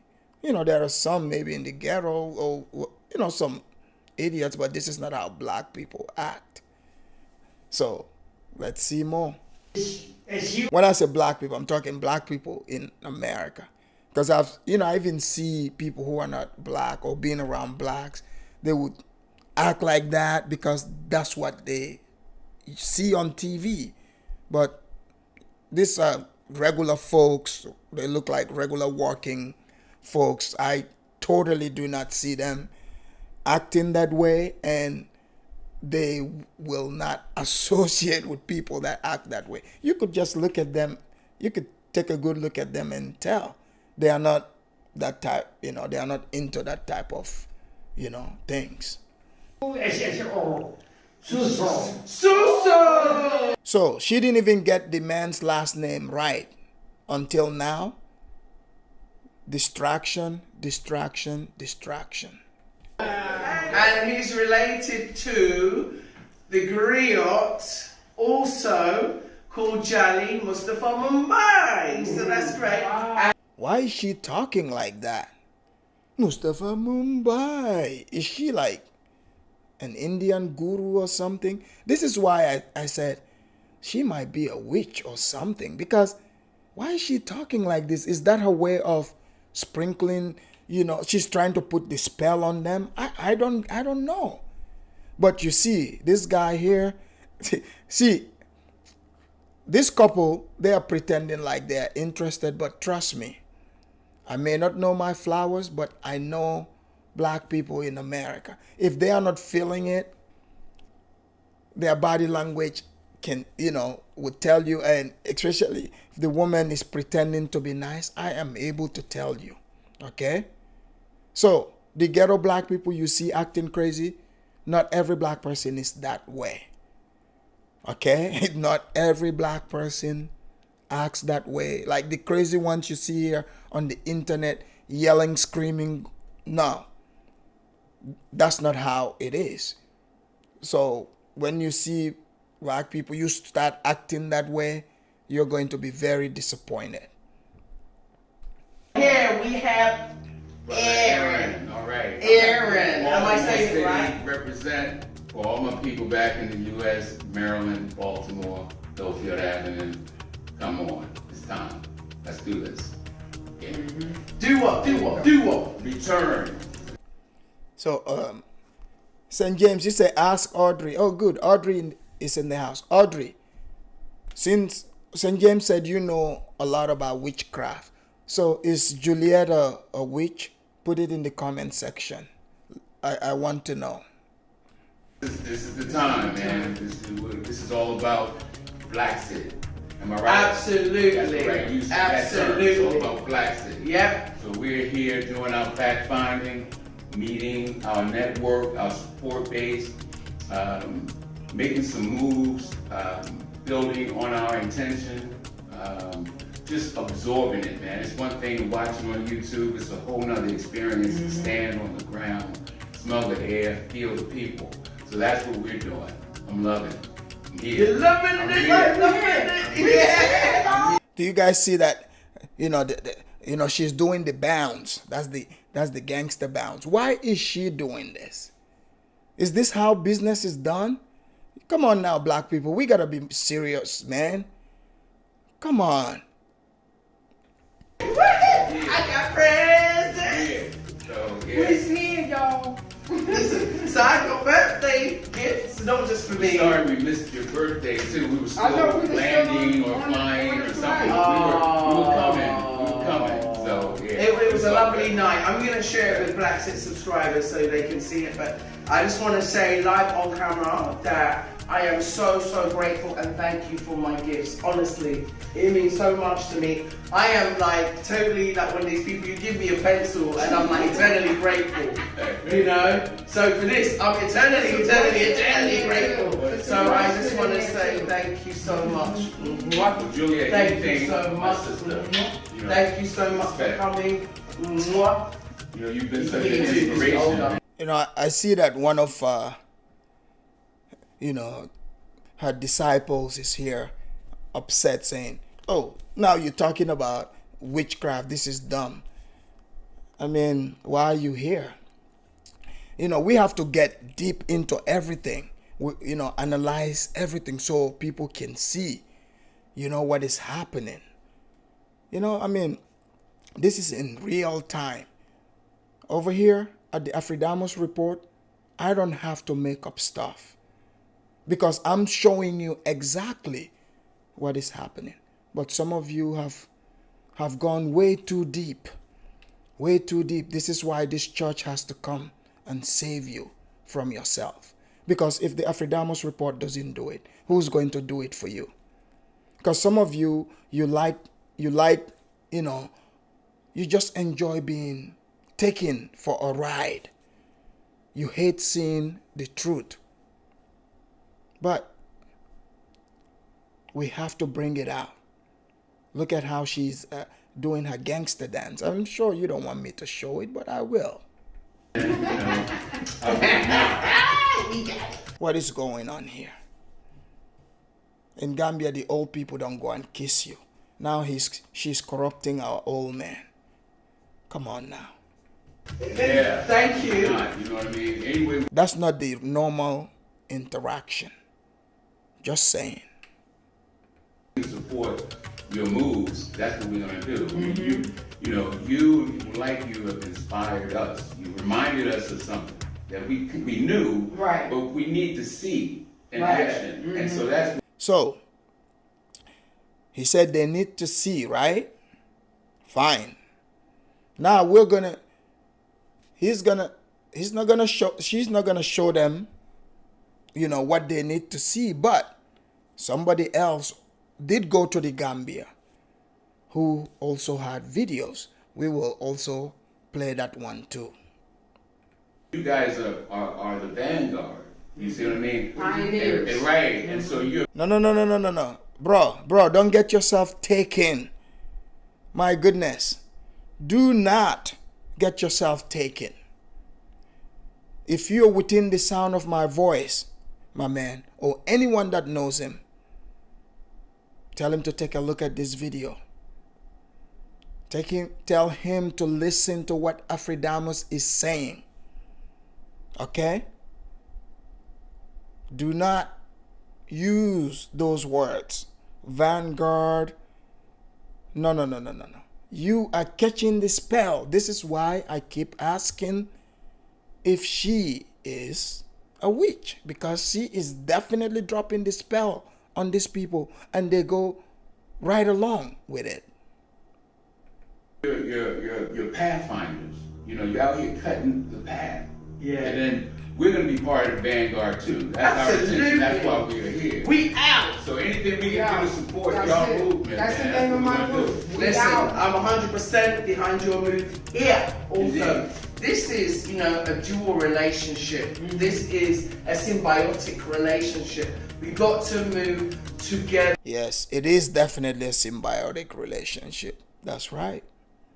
I mean, I would call it a symbiotic relationship too. If you guys start buying the land off of me, I have great piece of land, by the beach in the Sahara Desert. So I want you guys to start signing up and cash, I take Cash App, PayPal, not business, personal PayPal, Now, I don't need you to start complaining when I send you the picture. Start hounding me about you want to go stand on the land. You didn't do that with Black Sid. You took her word for it. So, I have land by the beach in the Sahara. Yes, we have to do it. And the progress that we can achieve here, I can't do it alone. No. We have to do it together. I want to do a recycling program here. Yeah. I want to do pyrolysis. I want to do, if anyone doesn't know what pyrolysis is, Julia coming out of words, yeah? Right. Like, what's pyrolysis, Julia? What comes to Africa to do? Okay, that is turned the junk and the rubbish into fuel. Yeah. And also into recyclable building and recycling. Now she's going to enter the recycling business. She's got a lot that she's going to be doing. I want you guys to hear all of it. I mean, shoot, she transforms like a chameleon every day. Upcyclable products, usable products, Yeah, I'm glad and you materials for expounded on that school. term. So yeah. I'm one of those people. So I want to do that. I want us to expand on agriculture, creating, manufacturing, agro. Hold on. Wait. What is wrong with people? What is wrong with y'all people? Come on now. So this lady, you guys have never known her to be a farmer. You guys have never seen her to, she's not known to build any, manufacturing businesses. But now she's over here just boom, boom, boom, boom. She's about to do all these things. And she, she's going to do all of this. But she's never known to do any of this. You see this guy's body language here? He doesn't buy it. But the old man bought everything she's saying. Somebody that is watching the disciples, they bought it. They bought right into it. This is why people are doing what they are doing. Processing, you know, agriculture. Meaning separating themselves from their money. Let's create jobs and let's create a basis for, you know, not industrialization, because I'm not so keen on some of the outputs of industrialization, but what I am keen on is progress and development. Right. And, you know, I think within that we can have a form of, let's just... African reacts, that's what tells me exactly that she doesn't know what she's talking about. And African Caribbean, you're being nice, very nice today. Amazing. A development that is going to bring together all of the tools that we need to push Africa forward. You know, like they say all these vague things to push Africa forward. Forward to where? Everyone just keeps saying forward. Where is forward at? That's what I need to know. But you see, they're not going to tell you what forward means.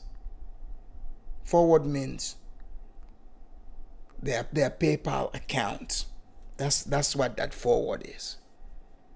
When they say Africa, they are Africa because they are the ones collecting from you. Plain and simple. I mean, if you want to go to Africa, man, like, why even buy the land before even seeing it? Just go over there first and see for yourself. But people are so much in a hurry, and then they get their disappointment. Then the Afridamus Report had to pick it up and talk about it. African way.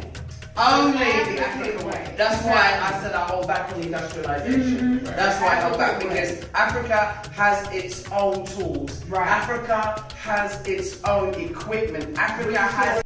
Hold on. Why is she giving them a speech? These people are just there for their land documents. Why is she giving them a speech? So those of you, this is why I don't think, Audrey is even a real witch, because Audrey doesn't even know what a witch is. St. James, I don't think she can put a hex on you. Don't even worry. Because how can she not see what is happening here? Seriously. People, ask yourself. You bought something, right? You're there to collect your paperwork. And this person is giving you this type of speeches. Come on now. I'm not trying to hear that. Its own people, its own resources, and its own way. Right. And we need to preserve that. The African way. You know? The African way of knowing. Yes. My sister's got knowledge, wisdom. Yeah. Okay. You see, now that's another vague thing. She said the African way of doing things. Ma'am, did you not see what the roads that you traveled on look like? I'm just asking. Did you not see things? So, you see, they're saying they want things done the African way, but they go to the markets, they get upset. How come it's done this way? Be careful about what you're asking for. You don't want to put emphasis on that African way too much. Just keep things to yourself and observe. If something attracts you and it works, you learn that and go with that. Trust me. You do not want to copy people just because they are African. That's pretty dangerous. Guidance going So, on. you know what? I think it's appropriate that I'm gifting the children. Is it Busara? Yes. Busara. I'm gifting the children of Busara just... Let's see. Some Nat Turner have returned. Let's hear what he has to say. He wants to know. I'm not quite sure if this is to me, but I'm guessing it's me. He said, "Are you in Africa? If not, why not? Is it because you love the white woman so much? Or did you just not like Africa? Oh, please tell me what you've done to help Africa. So yeah, this is usually what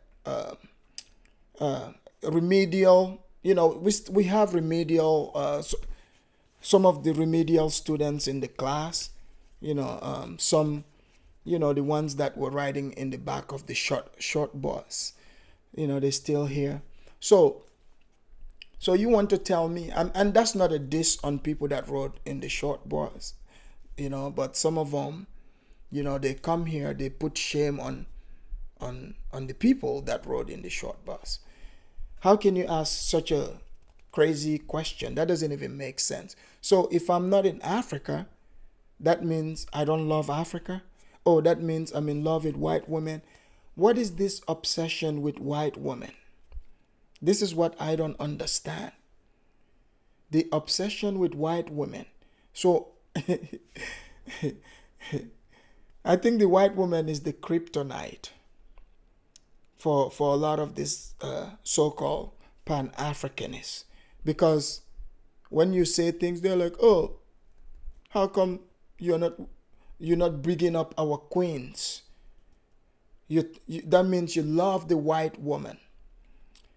Yes, I do not hate anybody, including the white woman, the Chinese woman, the Japanese woman, you name it.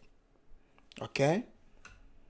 But telling the truth doesn't mean you do not love the person. In fact, that proves that you love the individual. I love Blacksit here. That's why I'm putting her out her truth. Mind you, people, I wasn't the one that went and shot this video. I'm not the director of this video. I did not write the script. This was all done by the Blacksit production. Now being analyzed at the Afridamus Report, all under the guidance of the fair use law.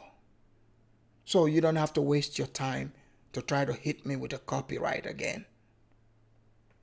This of many books. I'm giving this to you. Thank you so and the much. Rio is here as well. Yes. Isn't that a coincidence? Yeah. I know, right? The knowledge. That's And you know coincidence. what the griot does? Right. The griot is the bringer of peace. Yeah? The bringer is your historian. Right. Exactly. Yeah? He is the collector. So she brought an oral historian. They brought, Malcolm X's books. Okay. So Malcolm X's books, I wonder how that's going to help, people in Gambia. But, good gesture. Why not? Yeah, radicalize the Gambian youths, of course. Cause them to hate white people. Why not? Person, he is a walking, talking library. Right. Yeah. He is the guide to our past. Right. And he is the guide for our present. And he is the seer for our future. Yes. Exactly. Exactly. So thank you so much. I just want to say that. Many. Thank I still you. have many more. Many more to come. Thank you. This isn't just for the children, because the teachers need to learn too. Yeah. How about that? We as teachers. Helping African by selling ancestral lands. Exactly. So now, they are bringing the pro-black books to the village in Busura.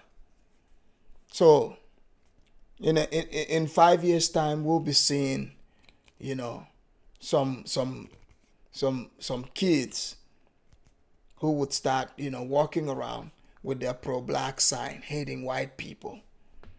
You guys know this is where it starts, right here. Poor people of Busura. I feel bad for you guys. We have a land in Busura which is 60 by 40, and we want to create a pan-African. I don't know. Last I checked, Busura, that's like in the boonies, people. Like, I'm not throwing any shade on Busura, but like, it's in the middle of nowhere, people. So I don't know what's going on here. I mean, yeah, I mean, it's not by the beach, if that's what you're wondering by. Institute, right? And so working with the school to create all of the resources that we can have in there, along with a train. Hey, you know, we've just found the solution to Dr. Omar Johnson's school. It's cheaper to build it in Gambia, right? So finally, all that money he got, just a third of it, he can, you know, collaborate with Juliet over here. They can start that pan-africanist school over there. That way, there's no white man around to interrupt what they got going on.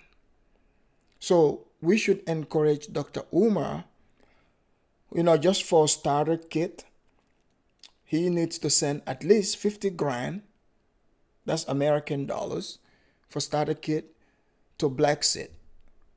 So that, because they already got the land, so they can start building that school.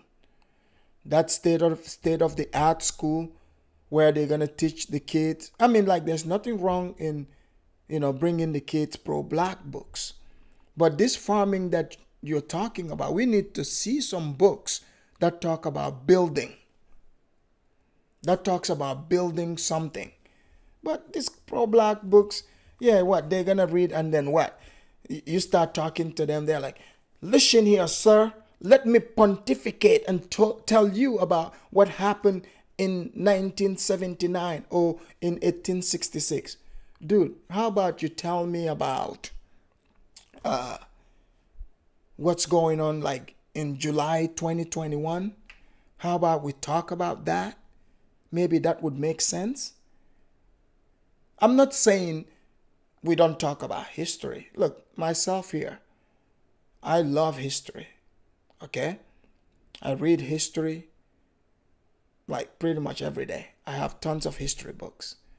But I'm not sitting here, you know, every time I'm talking to somebody, like we're talking about building a road, and I start telling you about, did you know in 1835, Nat Turner attacked the white people for his freedom? Come on now. That's not what we're talking about. Let's talk about the land. That's what I want to know. The land. The one that I sent you money for. That's the land I'm talking about. Yeah, and a skills development center. I love it. Yeah, we have the space, and I'm happy to start the build. You know, I'm a person that I'm not just going to talk. Right. Yeah. Even when we open the borehole. You guys see the husband, the man, he's bored. He doesn't want to hear this anymore. Borehole has created opportunities for those children that couldn't even get to school because they had to walk so far to get water. So now we've got 7 standpipes in Busura. Now we're going to fence the school because anyone can drive through the school. So we're going to make it a safe zone for them. Wait a minute. Wait. So you're telling me Queen Bee is riding in a Range Rover. She's in a swimming pool. The people are sending money left and right. The Pan-Africanist school is not even fenced. Anyone can just drive through. Come on, man. Pan-Africanists, you guys need to get your act together. You guys can't even fence your school. That is if the school is really a school. I mean, maybe it's the next set of lands that are going to be sold to the next, interested buyers. Wow. Yeah. That's beautiful. That's beautiful. And we have a farm. We have a community farm. Yeah. And we worked with... See, this dude, he's done with this conversation. This is how it happens, right? if here in America even, you hang out with women at the mall, never, ever, ever, if you're in a hurry, do not go shopping with a woman in America, in the mall especially, or in a shopping area. Too many shops for her to go to. She will go in every single store and she will talk to, like if she likes something, she will talk to the salesperson about it forever. So you, the dude, that's the look you get right there. So if you're unfortunate, the salesperson has the energy of Juliet here, you're in big trouble. You would be stuck there for a while. And the Alcalo, and we have a community farm which we're going to create produce, for those families that aren't able to be able to have regular food, for those people that don't have. So we've obtained these.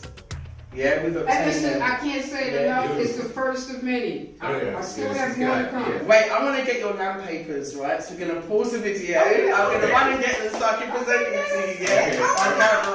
What? Why is she like shaking and the old man is clapping? What is going on?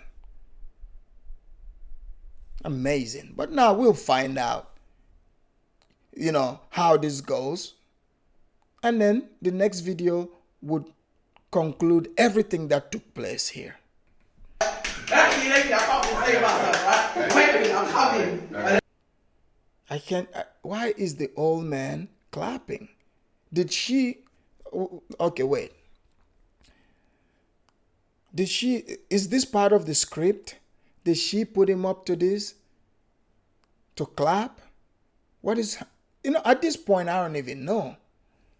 Seriously, what do you guys think? Put these here so they're safe with the other books. Okay. Yeah, that haven't been distributed yet. Right. Oh, so you collecting the? Okay, yeah. Yeah. Okay. So and then I bring them. So thank you so much for the books. On behalf. African Reacts. This is the pan-africanist real estate agent. Of course, our basic school. On behalf of Lamin Kujabi, who is also my brother. And we've been adopted by the village, and so I'm going to be calling your Alcalo, to also see if we can have, while you're here, if we can push it together, we can have your integration done as well. So just bear with me, yeah. Oh, you're so efficient. This man is so efficient.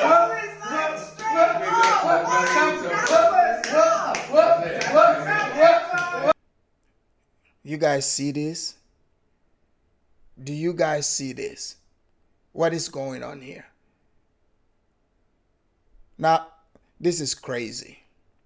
Right here. What? Right. What? Come on. What? Come here to the I gotta give it to him, man. Come on, you ready? Yeah. What? This is Africa. I totally agree. But, hey, this is the Black Sid rap move. Watch. What? Say what? What? Say what? Hey, she had to force the guy. The guy's like, look, at this point, doesn't it feel like the papers are held hostage? If he doesn't pull the rap move, they're not gonna get the paper. So he's like, you know what? Let me just go along. I need this. Say what? Hey! I love this. Okay. Listen, I'm dancing because I'm happy. I always, when I'm happy because I'm dancing, yeah? I'm excited because energy is real. Listen, I've been talking to him on the phone. And they did this so they trusted Don't you guys like how I cued that music in? us. Yes. To get them their land, and we've done it. Yes. And this is your beautiful piece of land. So there's the original, and there are your copies. Alright. I want to tell you that you are now landowners. So no, you must. I'm going to give you an envelope. But listen, I got to tell you. No. This is your goal. Yeah? Okay, let me explain to you. Your alcohol transfer, I'm so glad the real is here. Because I need to explain to you why you're here. Africa has a customary land, yeah, system. Okay? So it is handed down, yeah? And so it's customary. So the custodians of the land is like your alcalde is like the local king. And then you have the main chief, which is like your settler, and you have the governor, which is like the king. So basically, the governor is not like the king. What is going on? You know, people, I know some people have gotten so used to hearing the fake lies. So this is why the Afridamus Report triggers them. But just hang around. By the time, winter really kicks in, you would be an expert of what the pan-africanists are doing over there in Africa. All their delusional helpers like Two Niger, and the other minions, they would come around. They have no choice because the pan-africanists themselves will have to face reality that the people are onto them. What is going on here? She wants the man to dance. She wants them to do the fake excitement. You guys really, do you believe that this woman is excited? That's why she's jumping? No, she's just like, man, if we don't do it, this woman is not going to give us the papers. So we might as well just do it. it has to be your alcalde. Before your alcalde gives you this, you have nothing. Yeah? So this is your land, you're holding it in your hands. You know, it's a representation of your land. Am I correct? Yeah? So your alcalde transfer is the most important document you'll ever have. Because if you lose this, you cannot register. Come on, people. Those of you that go through this ritual here, why do you put yourself through this? At least they got lucky and sat with her. But they had to give her gift. They had to listen to fake stories, the griot. They had to watch her, do her dance moves, her gangster rap moves. And they had to participate before they got that paper. Why do you guys do this to yourselves?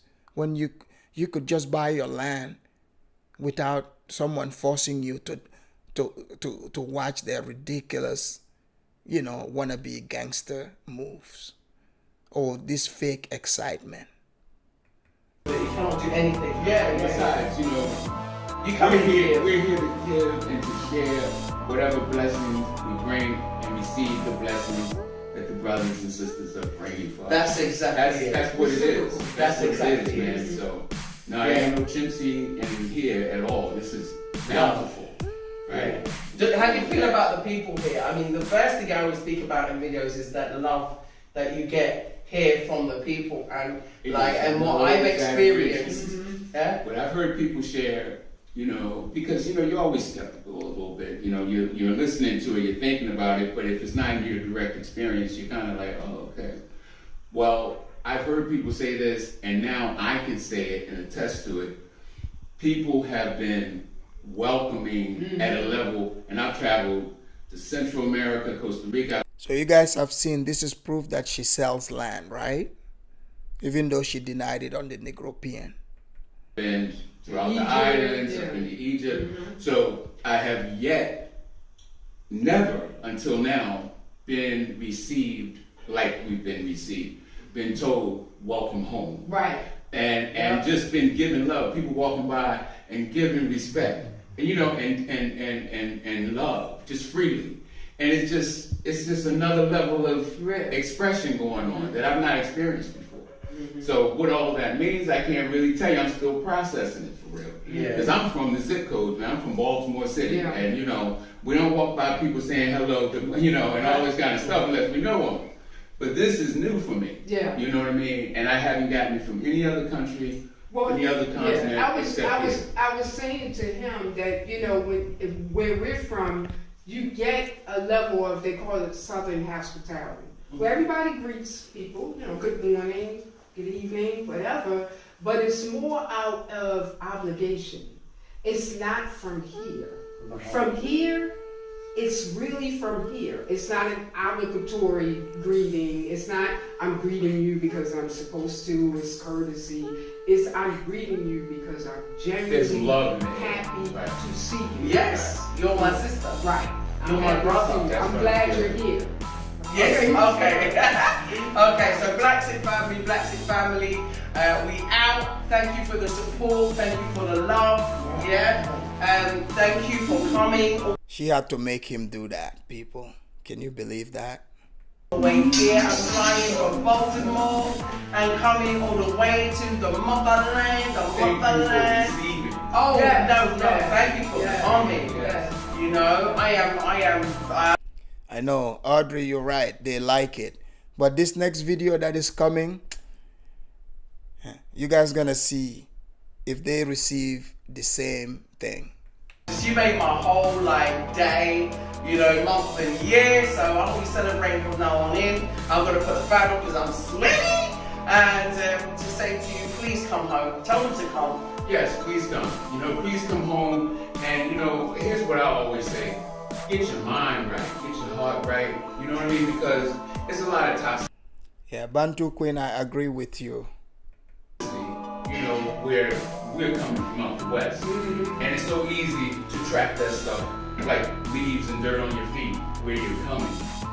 So I'm in the process of trying to let go of some of that, process through, heal some of that, because you don't want to bring the madness here. Right. You see what I mean? Let's keep this place madness free. Let's only bring the love, and let's bring the spirit of supplication. Let's come to receive. Let's come to, you know, to be re-educated. Let's come to relearn our culture. We learn our language. We learn our spiritual connection to the divine. Absolutely. You see what I mean? And this requires a certain posture, a certain attitude. So let's make sure we get our mind, our hearts right. That's what I'm in the process of doing. I encourage people to visit. So, people, I'm confused because many pan-Africanists, they tell you that the Africans are brainwashed, Africans don't know. But every confused Western pan-Africanist say they're going to Africa to find themselves. How can you find yourself when the people there are brainwashed according to you?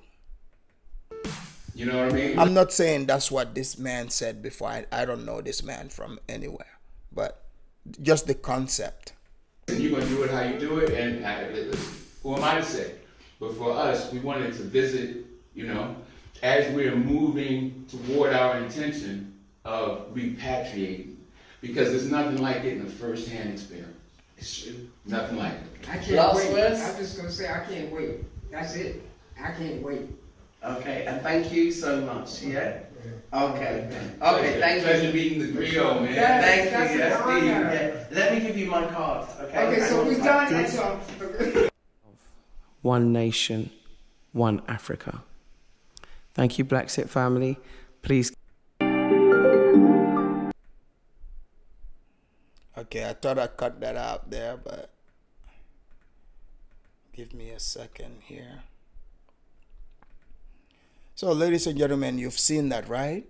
It went well, and she's going to say she gave them, you know, their papers, and we've all seen it. Right there, the griot is there, witnesses, there's camera. But now, let us do this one here. Let's do this one here. Give me a second. Hold on, sir. Okay.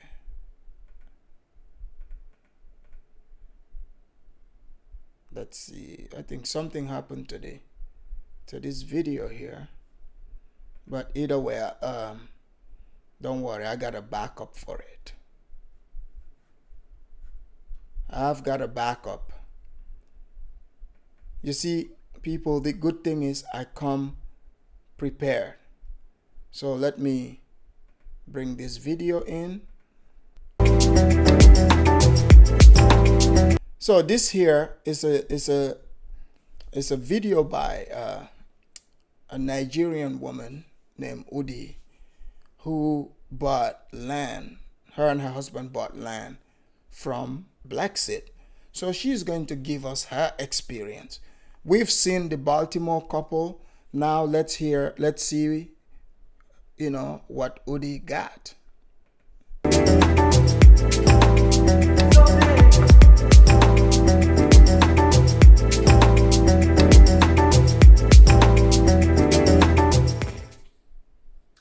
Enough of all these black seed lies. During the pandemic, my husband and I decided to travel to the Gambia.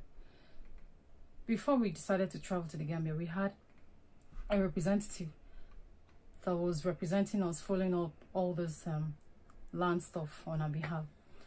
So, but at some point, the lady was tired. Tired of what? Tired of hearing all the flimsy excuses from Blacksit.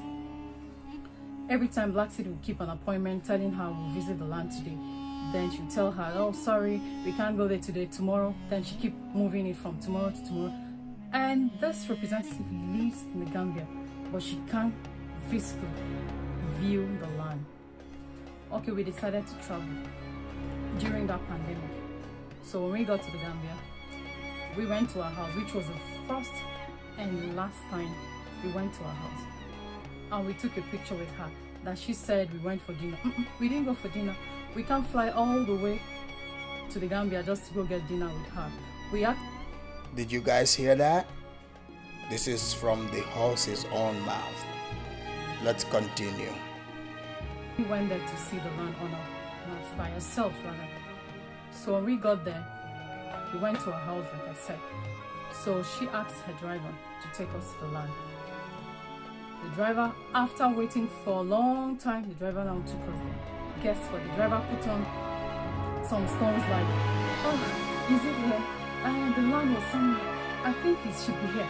So you mean the driver which we sent to take us to the land for us to view doesn't... Did you guys hear that? I had to stop the music, the background, because it was sad, right? People, you guys heard exactly what she said. I'm not the one saying this. You guys realize that, right? So when people that are saying, like Nat Turner here, let's see what Nat Turner is going to say to Udi about her experience. So, okay, you guys heard the music here, right? And you guys know where this music came from the Sahara Desert. The way I discovered this music, because I own properties on the beach side on the Sahara Desert. This is why I'm playing you that music. So let's hear more of Udi. The place, like seriously, he doesn't know. Oh, I think he was here. Then at the end of it, he said his car was stuck. But I'm going to show you a video that she made when we raised to PayPal, when we called PayPal in, okay? When my husband couldn't view his property. Back and forth every day, back and forth, these flimsy excuses. So he had to call PayPal in. But guess what? This same land that we couldn't access, that her driver actually took us there, and then he said because the road is bad, the bus got stopped on the way, we couldn't access. But I'm gonna see, you don't want to buy a land somewhere you can't even access because there's no road. Let's hear what Udi has to say. A video of this same property that she claimed this is Sam's land, this is Sam's land, and the land is very clean and there is no kind of muddy or anything that could stop somebody from getting to the place. Okay, so on this video I will be giving you evidence on everything I'm saying. I'm not just saying nonsense or saying something because I want to say. I want to tell you the fact, and which it is true. So the driver didn't take us there, but he claimed his bus got stopped after turning us around and making us feel that we are going to view our property. So no avail, we couldn't access it, we went home. Now, do you know Blacksit sent my husband Sam a text saying that I put it to you that I have what I'm saying now, I have that muted. She sent a text telling my husband Samuel, that I put it to you that you have accessed and viewed your land, which is a lie. He never saw the land. The driver actually drove down, maneuver, and then guess what? He said his car was stuck because the road is bad, blah, blah, blah, blah, blah. That was it. We didn't see the land. So, but to my surprise, the driver insisted on a particular amount, that's what Black Seed asked him to take from us, even when we couldn't achieve nothing. So I'm asking Black Seed, what is your aim? Is it to bring in the diaspora to Gambia and make money off them? You know better what your aim is. So back to what I was saying. We didn't accept the land. So we actually called. Most times we call her, she doesn't pick call. She doesn't return our text messages. But when we send a text to PayPal and PayPal got to her, that was when she was forced to make a video. And I'm going to show you that video that she sent. So this is the corner peg of Sam's land, which is right here. So we went from all the way over there to here, and his was painted green so we can identify it. So this is Sam, this is your land. From the peg over there, down to the peg across there, down to the peg down here, down to the peg across there. From that pickup there to the pickup there to the pickup there, it's not enough. It is not enough that you say you mark it with the green markings for you to recognize or for you to know or whatever it is. It is not done like that. Look, I am an African girl. It is not done like that. There are ways to do things in Africa. So did you guys see how Black Seed Juliet showed the land? The reason why she is doing that is because they try to stop the payment from PayPal. So she had to go make a video to prove to PayPal that there's the land. But she's like, the peg there, that peg over there. But these people were in Gambia. She did not show them anything. See, Afridamus Sahara Estate. That's right. That's right, Audrey. In fact, I'm hiring real estate agents. To back you up in case of anything. How will you feel after you leave? I'll drop the link in a minute. Give me a minute, Matifi. In London or US, and then to think that you own a land in Africa, only for you to go there, build, fine, nobody's going to stop you. You can build your house, you will build, and then move in. After a while, when you're weak and you're old, you can't do. You know, before it was other Africans in Africa who would, you know, make your money disappear when you send money to buy land. But now, you know, even the diasporan African from the West, a black, British, black, whoever, can come to Africa and finesse African people's money too who are in the West. What is going on? I mean, like, Udi here went all the way to Gambia, as you guys heard. She did not receive any, because she didn't receive those papers like the people in that video we saw before. But even with those people, we already see them receiving paper, but we haven't seen any video of a land yet. You see? So let's hear more of Udi, because she can tell you better than I can tell you. Nothing more. Somebody comes in to tell you, sorry, you don't belong here. This is not where you come from. This is not your land. This is my land. Or government come to claim the land. What will you do? At this point, remember, the person or Black Seed, whoever who sold it to you, is gone. She will not have to deal with it. You have to deal with it all over again. So, did you guys remember last week what I said here? How the deal works? I've told you guys, and that's what she's saying. Yeah, they can hand you the paper, but you will have to be fighting it because you are on somebody else's land. But you don't know that. This is the right time to get all your documented papers ready for you to start building. It's not enough to start building on a land that somebody said, from the pickup there to the pickup there, this is Samuel's land. That is not enough. is that really for Sam? Like, seriously? So you mean when you mark a land with green, it belongs to Sam without legal document? There was no document to that. And she just went there. That was the land that we couldn't access. But we were still in the Gambia. She didn't call us to go with her to the land. She went there to make a video just for PayPal to see that, or for PayPal to feel that she is doing the right thing, which it wasn't true. Okay, we sent a message to PayPal, but she was forced to make a video of a plain land, not really looking like what her driver, black seat driver, was trying to take us there. Can you see that? And she did that video the next day that we could not access the place, but she was there. She didn't take us down there. We have a video of the land sketch man as we're trying to do the proceedings. Okay. Your plot, this is the coordinates of your plot, the four corners. You guys said Psalm 125, right. 20 by 20. Right. So the next... You guys know this.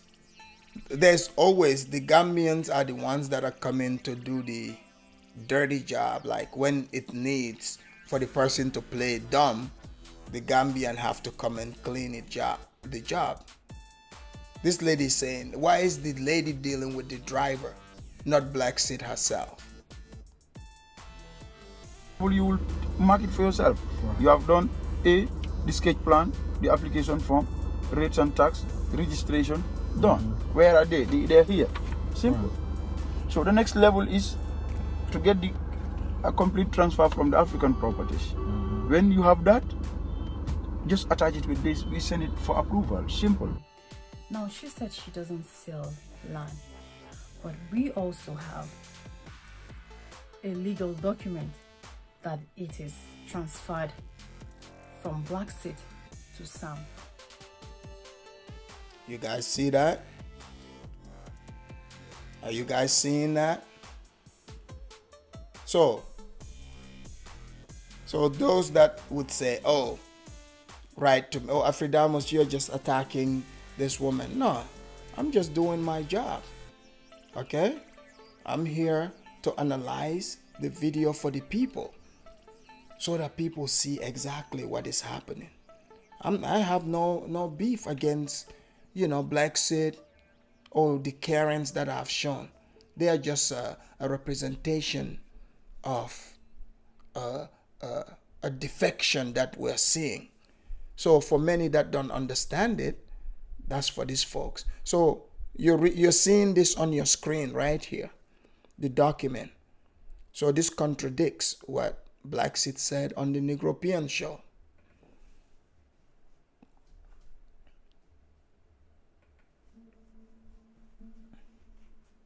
She doesn't sell land. We also have an MOU from her, Black Sid, to Samuel.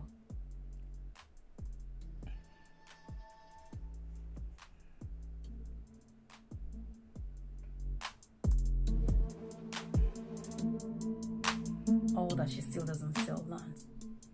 But for this woman to lie to PayPal, it is terrible. I am telling you, it is terrible. Did you guys catch what she just said? So apparently Juliet went straight and lied to PayPal. So this woman has documentations proving to all of us here, like it's right here, we could see it. But for those of you that were saying, maybe she's just incompetent. Okay, fine. That's one thing. But to make a video just to deceive PayPal? No. That is orchestrated. You pre-planned that. That is premeditated. So there's no excuse for that. So those of you that want to make that excuse, keep saying that to yourself, because over here at the Afridamus Report, we are not buying it. We do not believe you. Straight and simple. A lot. It was unbelievable. All we need is original documented paper that proves that Sam is original owner of the land. Not by from the pickup there to the pickup there without no legal documents, to seal up that. It is not done in Africa. I can come up to you and tell you from the peak of there to the peak of there to the peak of there, it's just then you bill and somebody else comes and claim it. We're not ready for that. Do the right thing and let everybody get the right thing. Besides, why is everybody saying the same thing? Why is everybody saying the same thing? You keep lying to people, playing with the time that they want to leave until they leave, so that they will leave everything on them. That's too bad. That is not just good at all. Then we came to the house and you said we came for dinner when your driver was trying to take us to the place. Nobody came to your house for dinner. We came to inspect the land since our representative couldn't access it. We can't fly overseas just to come have dinner in your house, like seriously. I don't know what your aims are, like I said. Is your aim? You guys remember what I told you? When I asked if she was a witch to put... See, this woman here, Odi, is a Nigerian woman. She's African. You cannot put witchcraft on African women because guess what? They know how to repel it. They know how that witchcraft works because they invented it. Okay? Because they invented it. So you cannot use it on them. When you bring that witchcraft, they just repel it. So she repelled the witchcraft thing. Juliet had to move in another way. She had no choice. And she needed to keep that money from PayPal. So that's what's happening here. That's what you're watching. So to Niger, let me hear you, speak on that. Let me hear you say, this Nigerian sister of yours should have just let it go. She shouldn't speak about it. It will be a bad name for the pan-Africanist movement. So, but that is not what it's about. It's about right or wrong. To bring in the diaspora and make money from them, I wouldn't know. You know that better. So if you're doing something, make sure you do it right. If you don't know what to do, go around, ask questions, get the right information, get the right papers, and give to all these people and see how, if we're not going to be united. I saw in one video, he was saying in Africa, we need to be united. Do the right thing and see if everybody's not going to be united. You cannot start bringing in problems from here and there and feel that everybody will get united. She said to PayPal that my husband lost the Akalo transfer that has African property, which is a lie. She never gave my husband that. And if you can imagine this, how can my husband lost the paper that, the Akalo transfer paper that has African property name on it, which is very, very important document. We did not misplace our plane ticket. All the receipts, even the, the apartment we were staying, we still have the receipts even till today. We did not misplace that. But for her to think and to lie, how can she lie like that? I never knew that. I never knew whatsoever it is that Black Seed, maybe you're up to something, because Black Seed lies a lot. Ladies and gentlemen, did you hear that? So it seems like her main target is, Black people in America. That's what it seems like. It looks like they're her number one customers. So she set this up, and obviously the woman is telling us here that Black Seed have absolutely no problem, lying. And from her behavior from the previous video, the way she was behaving, bringing in the old griot who has absolutely nothing to do with this. He has no part to this. Why is he there? Why did she want these people to act like buffoons, to start throwing their hands in the air? Throw your hands in the air. Let me pull out the documents from the drawer. Is this what that is about? She might as well make a rap video about it. Throw your hands in the air. Doesn't it seem like that? But people, I'm going to drop the link here. So those of you that are coming through, make sure your internet is straight, but I would finish the video first before I drop the link. get straight to the point. Tell us your name and where you're calling from, and we would get right into the conversation. But this video, she's almost at the end of it, and I'll drop the link then. All the lies she told, I can't even imagine. We were still in the Gambia when she was saying all these things. But to think that even after we kept calling her and calling her and calling her, she didn't return calls, she didn't pick up calls. But when we send a mail to PayPal, then she stayed all night to send us messages and start telling us, no, that wasn't how you should have done it. I was supposed to take it. But she made a video. She didn't take my husband to the land. She didn't take none of us to the land. Samuel is going to make a voiceover. Thank you for that, sweetheart. Okay, my first point. I came to the Gambia in mid-September 2020. And I was there for a month and 3 weeks. The whole time I was there, just about up until the last couple of weeks, I got to run around with Blackzick as far as making appointments to actually see the land and to get the proper paperwork. Now, the problem is, before I got to the Gambia, I had somebody, I had a Gambian friend. So this man had a friend there, but I just dropped the link in. So the link is in. I want people to call, you can hit the link now, so we can take it from there. Let me know what you think. KS said the music isn't really necessary. Well, KS, that's fine. You could think so, but when you decide to set up your own platform, you can make those choices. Oh, you can't hear. Okay, my bad. Okay, I can respect that. Just say that then, KS. To do all the follow-up work as far as meeting with Juliet or Blackzick and checking out the land. That person tried from between May 2020 throughout the summer up until the time that I got there, and she had no. All right, we'll pause this for a second. African Fang, can you hear me? 100%. We have African Fang in the house. Welcome, African Fang. How's your day going?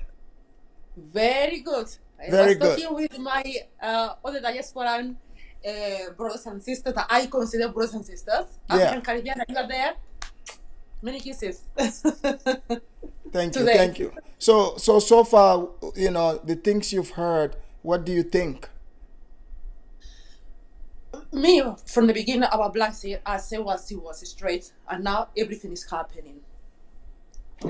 Nazi is being seen as what she is, as scammer.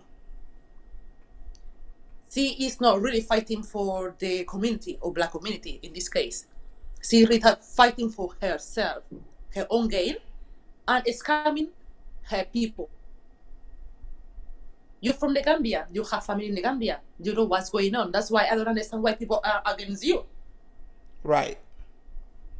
Well, they don't want to hear the truth. Val, you can call again. I think I was trying to take your call and it dropped. But yeah, they don't want to hear the truth, African Fang, because for some reason we have to save the image of of pan-africanism. But what image are we saving here? You see? So they just like to complain. They would say, oh, Afridamus is just a hater. He's just trying to hate on this person. But Can you name one lie I have presented here? No, you don't. Believe this. This is Africa is there. And this is Africa. When I made the first video about Blasi, Blasi came. And this is Africa. And I was talking to them. She called me out about my accent, how I speak English. So look how she is or how they are. So, and this is Africa can confirm it, confirm everything. So Feng, you've seen where she got invited other people to come in, right? And she gave them the right. Give me one Yes. second. Give me 1 second. Val, can you hear me? Val, can you hear us? Yes, but I don't really want to be on camera. Okay, that's fine. That's what I was wondering about, where you were, because I couldn't see you. Okay, but you can hear us, right? I can. Okay. So, where you calling from, Val? I'm calling from the UK at the moment. From the UK. Val, are you black or white? I am black. I am dual heritage. I am married to a Gambian man. I'm backwards and forwards from the Gambia. My husband still lives there. Perfect. Okay, you're the perfect individual to talk to here then. So far, have you seen everything that's been presented here at the Afridamus Report? This evening, yes. What did you think about what you're seeing? I agree with it totally. I have a real problem with this Pan-African business. It just upsets me. When I'm in the Gambia, I live with Gambian people and I mix with Gambian people. You know what? It just gets me really mad. I don't know why people have to be in a big gang so we can all go to Africa. Right. Go to Africa if you want to go to Africa. Live there and live with people and take on the culture. That's what you need to do. So Val, you being in Gambia, you've seen the first Karen that I've shown. Have you ever had situations like that where you felt the need to pick up a camera and try to tell store owners about their food? How no? No. And if you don't like Gambian food, there's plenty of other stuff to eat there. You can get fried chicken, you can have prawns. There is pizza delivery actually as well. So you don't have to start moaning about it. Just leave it. People, you've heard it. You're hearing it from here, the Afridamus Report. Val is not just some internet troll. She, in fact, lived in the Gambia. Her husband is over there, just as you heard. Thank you for coming in, Val. We really appreciate this. And I don't use my married name because of what my husband's name is, and also because he's in the military. So when people see my name, they just think, oh, it's some crazy English lady. Oh, no, well, it's understandable. It's understandable. So now let's hear Pan-Africanism too, what he has to say. Pan-Africanism, can you hear me? Hold on, let me assign Pan-Africanism here. All right, Pan-Africanism, can you hear me?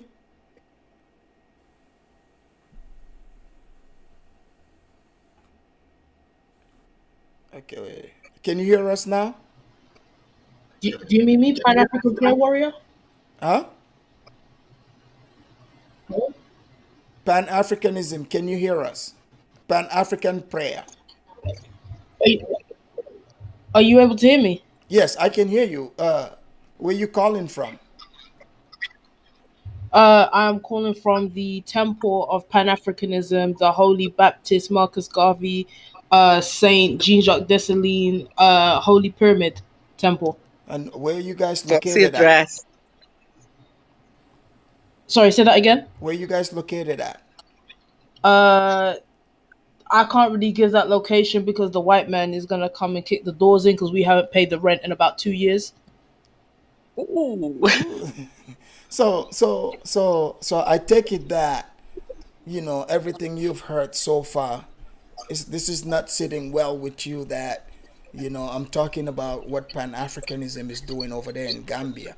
you know do you think you guys are doing good work over there right now? I mean, really and truly, we're not doing any work. All we do is talk on YouTube and cause drama and chaos. That's all that we do. That's the aim of the church. I'm just asking that you guys donate your Bitcoin, donate your African passports as well, because we need those. Anything that you have to give to the church, please donate. We have to save the Africans, and that's what we're doing. We're like the Red Cross, but we're black, so we call it the Black Cross. And if you could just attend our prayer meetings on Thursday, and we have a church service here today on Saturday with the good Reverend Afridamus. I really appreciate that. By the way, if you can't see that Juliet is fake, you might be going blind. I'm Well, just saying.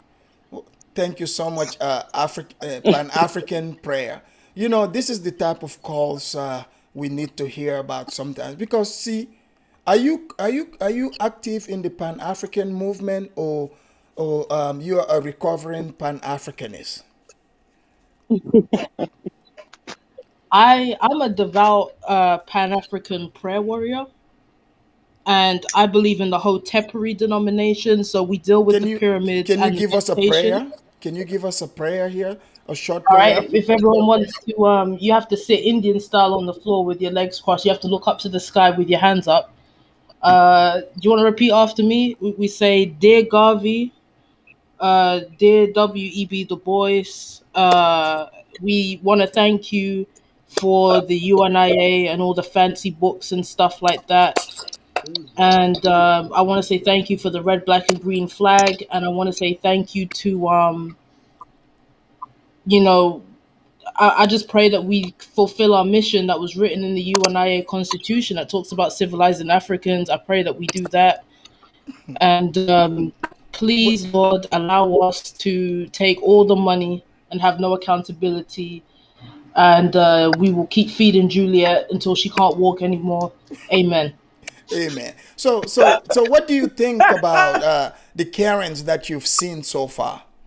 The Karens of the Gambia. See, the problem with the Karens of the Gambia, I'm sorry, I can't keep this together. I'm sorry.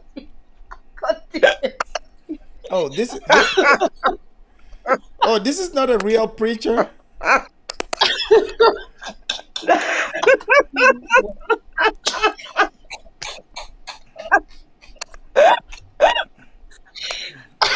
you you you you're going to the Pan-Africanist hell for this one.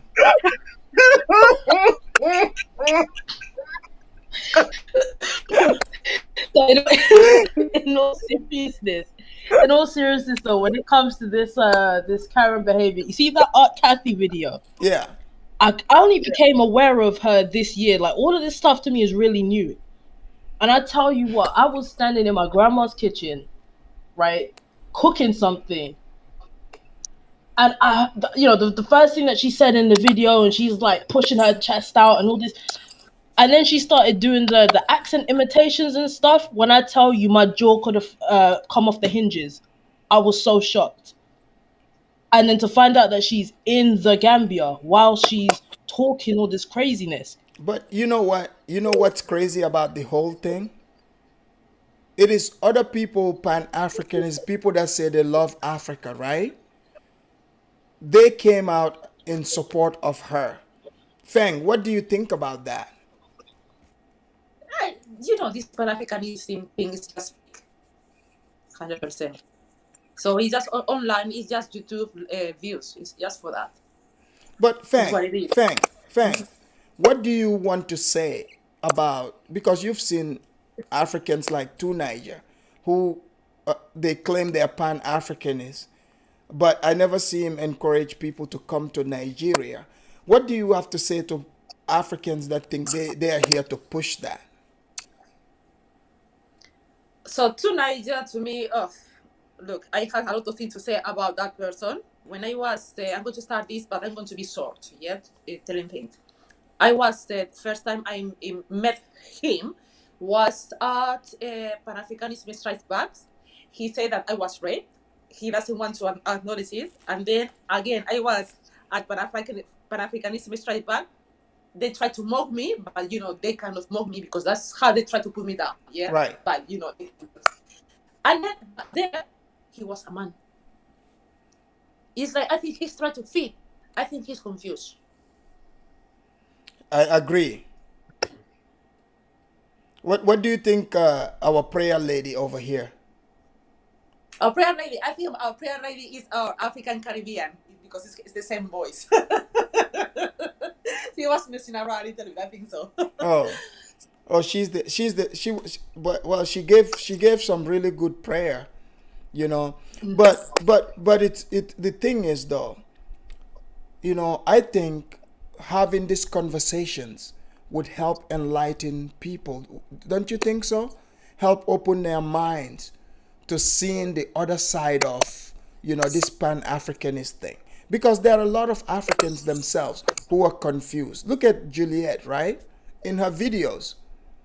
She's there with Gambian people, right? And they call themselves pan-Africanists too. Exactly. That is but people like Tunisia. Do you think Wakandan Queen, for example, do you think Wakandan Queen, now that these videos are coming out, do you think she would talk about this? Because she said she's about the truth. No, she's not, because she's a friend with Juliet. She's not going to call her out. She calls, they chat. And I know also African Millennial chat with her. None of those people that they think they are saying that Pan-Africans are going to call her out.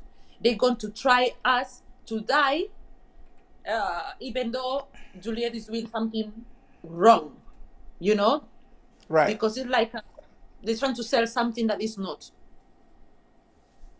So, what do you think would happen if this was Equatorial Guinea? Not in my country. Because you know what my country is about? Who is in my country ruling and how the fun we are. She cannot do that in my country. Not even as this. The fangs are not gonna allow it? No. Look who's in power to come somebody to sell automatic citizenship. Hey, do you see who's in the country 49 years almost? Huh. This is true. Do you understand? Yeah. Mm-hmm. Yeah, I mean, I hope people have learned something here today. And Udi, we would love to have you on the show so you can come here and clear things for us. The viewers want to know exactly what is going on.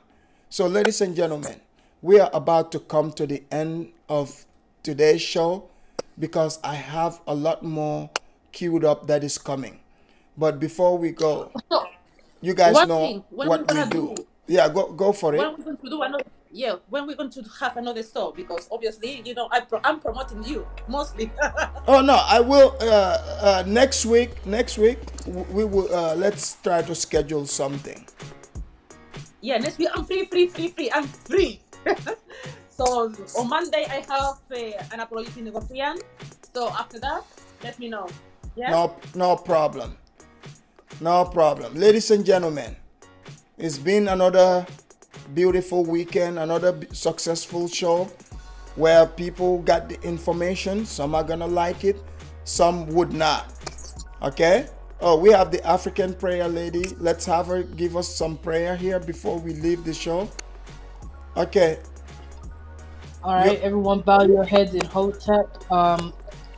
Dear Hotep, up in the sky, in the walls of Egypt and the ancestors, we just ask that you help us to scam all the money and never get caught.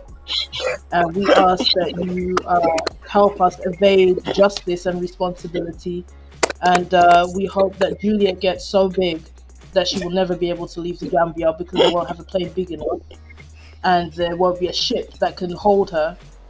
And we also pray that, that Gambians' food will stop being stolen because Juliet keeps eating it. And I pray that all these peanut-headed this scammers girl. coming from the diaspora would start coming over and messing up our business. May the church say Hotep and amen. Hotep, Hotep, Hotep. You guys heard it here. Once Amen. again, we will be back for more.